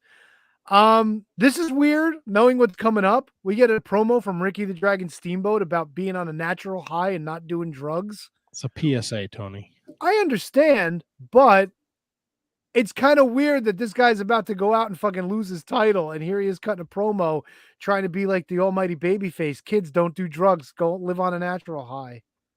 Holding the belt. Little did he know for the last time. As we get into our, not even the final match, but our main event, the Honky Tonk Man challenges Ricky Steamboat for the IC title. We start off with Jesse being disappointed because he really wanted Honky Tonk to play the guitar behind his back, and he didn't. And he was all bummed about it. He's like, oh, he's not going to do it. Other note I have, notice the crowd is hot for Steamboat and are all cheering as compared to the earlier match where SD Jones got the body slam and the crowd like popped, but nobody moved. Vince once again harping on the fact that Honky Tonk Man did not deserve a title shot. Right. Jesse chimes in at one point and says, well, maybe because he got that big win over Jake at WrestleMania. And Vince was like, did you call that a fair win? He's like, well, he beat him, didn't he? Like, so it was a little back and forth there. But dude, yeah, Vince was not about Honky Tonk Man getting a title shot here. Really putting over the fact that he did not deserve to be in this spot. Yeah, which kind of made me feel like then why would I care that he won the belt then? I think it was more like try to build up to people like, oh, this is going to be a walk in the park for Ricky Steamboat. He's not losing the belt here. Are you crazy? He's going to lose to Honky Tonk Man? But even like when the finish happened, then it was like the roll up and the Honky, like they never acknowledged that he had the ropes. Like Bruno said, I got to admit, his shoulders were down. I can't argue that. Like, yeah. And Honky clearly had the ropes with his hand. Maybe at that point they felt like Steamboat wasn't gonna be back, so they didn't want to give him an out. I don't know. Why do the finish with the ropes? Because maybe at the point they were hopeful that Steamboat was going to come back quickly. Because don't forget, the whole reason Steamboat dropped the title here was because he wanted time off because his wife was expecting their son. Good call. You know, and I think Vince was a little perturbed by it because, hey, you just had this awesome feud with Randy Savage. We just put the belt on you. Now you want to disappear? So there may have been some hard feelings there. So who knows? Maybe that was their way of burying Steamboat. Yeah, for and what Matt, it was just weird that like Bruno Sammartino, after him and like Jesse Ventura like bickered the entire show, just like, you know what, I gotta say, his shoulders were down. You know, he lost it. That's a good pin, even though he had the rope. So I don't know what your thoughts about that were, if any.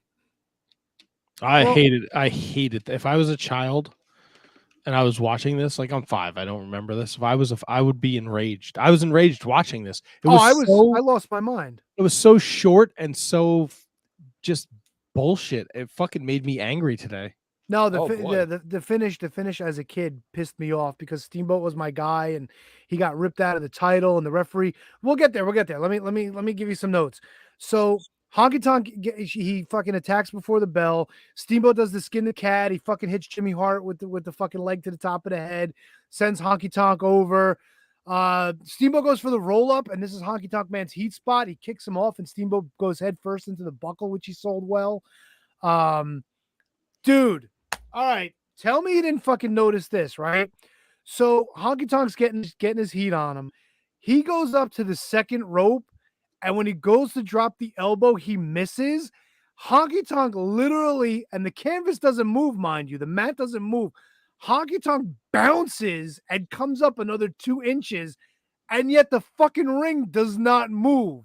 This goes to show you why fucking people were crippled in the WWF. Because McMahon wanted these rings to be solid, and this fucking thing had no give, and Honky just went boop. I couldn't stop laughing at how much fucking air he got just hitting the fucking canvas. It was fucking hilarious. I'm sorry. I guess I'm the only one that fucking enjoyed that. Well, no, I didn't want to jump in all the time first, so I was waiting for Matt to. I didn't catch it. So yeah, I didn't catch it either. That's probably why. So Steamboat goes up to the top. Jimmy Hart interferes. He hits the chop, but there's no cover because the referee's tied up.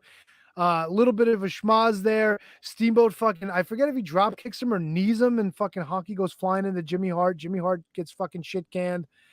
And then it happens. Steamboat goes for the roll up. There's a 1 count. But Honky Tonk Man managed to grab the ropes, and the 2 and 3 counts go to the Honky Tonk Man. Is this how this is fucking going down? Next thing you know, Honky Tonk rolls out the ring. The ref rolls out. Howard Finkel, God bless Howard Finkel, is standing at ringside with the microphone going like this, like he don't know what the fuck happened. At least he sold the shit. Gotta sell it. And then they announce Honky Tonk Man, and Honky Tonk Man gets out like he fucking robbed a bank, dude. They fucking Jimmy Hart gives him the belt, and they just fucking leave. And Steamboat's just like, what the fuck? Yeah, he got pissed. And I have it in my notes too. Even Bruno thinks so on the replay with the pin. Jesse agrees, but Honky's in the ropes. It was a bit of a clusterfuck of an ending. I think they did it on purpose, but long story short, you think they didn't mention the ropes on purpose? Yeah. I think because they were trying to stick it to Steamboat? what you call it, the Steamboat. Yeah, after all was said and done. So. I mean, that's my opinion. I could be way off, but yeah, I mean, I have no clue, but it was just so weird that not only would Bruno agree with the guy that's been badgering him the entire show and basically for the entire like 80s, like that he would just agree with them without even acknowledging the very obvious arm over the ropes type deal. No, I get it. You're 100% right, but I think that may have been the edict from Vince was like, hey, let's play this off like he got fucking pinned, like he pulled a fast one. Whatever. It is what it is. We got the crowning of a new Intercontinental Champion, the greatest Intercontinental Champion of all times. Yeah, I agree, Tony, with that. He probably is the greatest Intercontinental Champion ever. And the fact that like he was billed as such like a non-worthy contender, and then all of a sudden, like in that moment, he beat Steamboat and then went on the run that he did. Like, and then all of a sudden became like one of the most credible champions like you've ever seen. Like, it's remarkable. Yeah, truly is. But that's not all for the matches, boys. No. Oh God, yeah. What the fuck? We got Silvano Sousa taking on the one-man gang with the Doctor of Style, the Slickster. Bro, what the fuck is the one-man gang doing? Did that you see elbow the drop?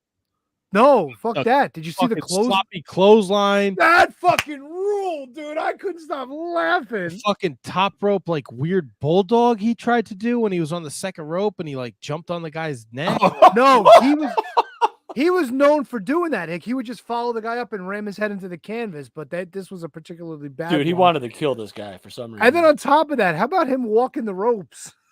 Yeah, for that's the elbow drop that I was talking about, I think. Yeah, the shitty little fucking elbow drop. That like Go ahead. No, it's nothing. If you listen closely, you can hear Slick with my favorite line. You hear him in the background. You can turn out the lights because the party's over. I love that shit.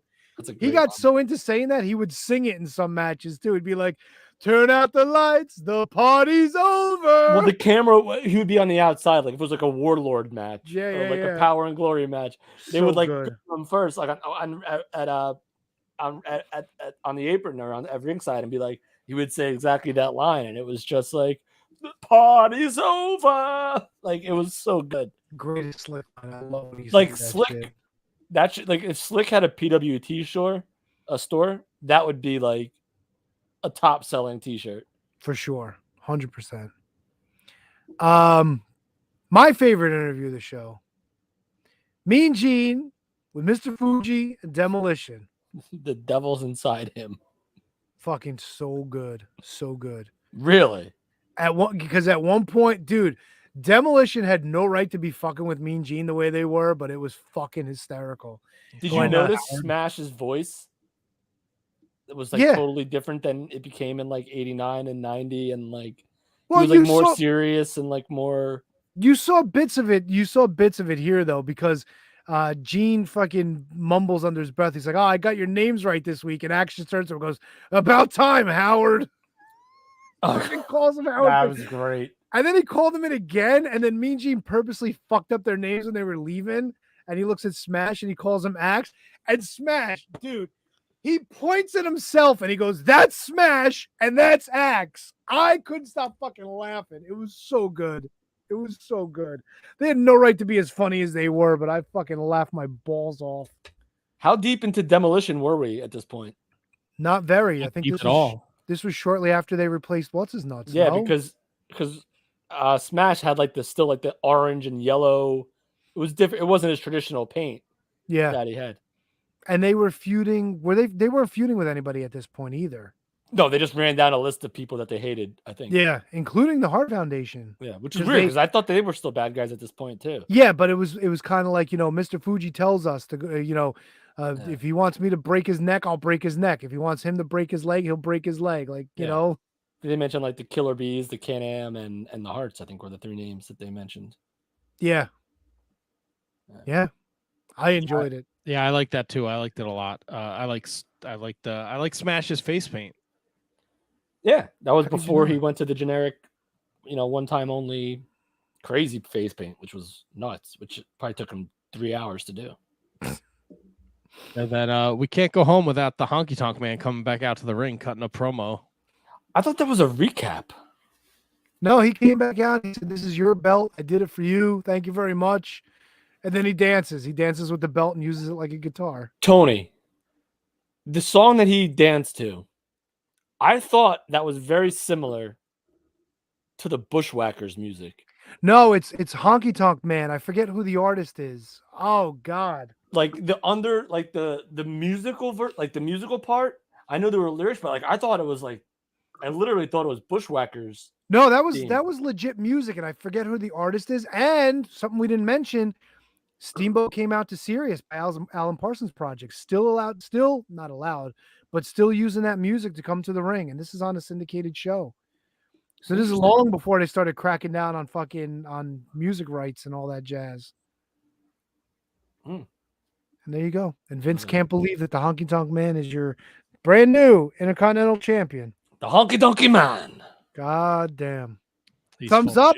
Thumbs up. 100%. 100% thumbs up. Everything about the show was incredible. Next week, George the Animal Steel, Can-Am Connection, Killer Khan, and the Heart Foundation versus the Killer Bees. In a non-title match, yeah. God. If you're younger than us, go back and watch 1987 wrestling. dude, it's just so much fun, and they pack so much shit into the fucking 45 minutes. Daily Motion is your place if you're looking for old superstars, by the way. Yeah. Don't be afraid to go there. Yeah, so June 6th. June 13th, 1987. Superstars of Wrestling is what you want to find, because this was a great episode. A lot of fun. Quick watch, very easy. We are the Shining Wizard Wrestling Podcast. Follow us on all forms of social media at Wizard Podcast. Instagram, Twitter, TikTok, Facebook, Twitch TV. Follow, rate, review, subscribe. Don't ever miss an episode. Next week, we are joined by Eric Watts, son of Bill Watts, member of Techno Team 2000. People are really excited about him being on the show because they want to talk about him in TNA. Yes. In your wheelhouse, Kevin, Tony. So we're very excited to have Eric Watts on next week. So that's next week's show, August 1st, CPA. And then the rest of August, we are jam-packed until we get to episode 600. Just Tony's roast. So tune in for that fiasco. That's all I got to say, gentlemen. It's been a pleasure, an absolute blast. I had a great time with you guys tonight. And we'll be back next Monday to do it all over again. Goddamn right. Thunder Frog rules. Shut up. Frog. Idiot. Where's this stupid thing? Dun, dun, dun, dun, dun, dun, dun. Can you guys hear that? You can hear that, right? Yeah, we can I hear heard you. you. Fucking awesome. Good night, Thanks Gracie. for listening. Oh, what? What? Rusty trombones for everybody. Ooh. Oh, yeah. Are we ending this or what? What's going on Press here? the button or Tony are you waiting usually- for me? So Am I- someone, I thought you pressed the I'll button. do it.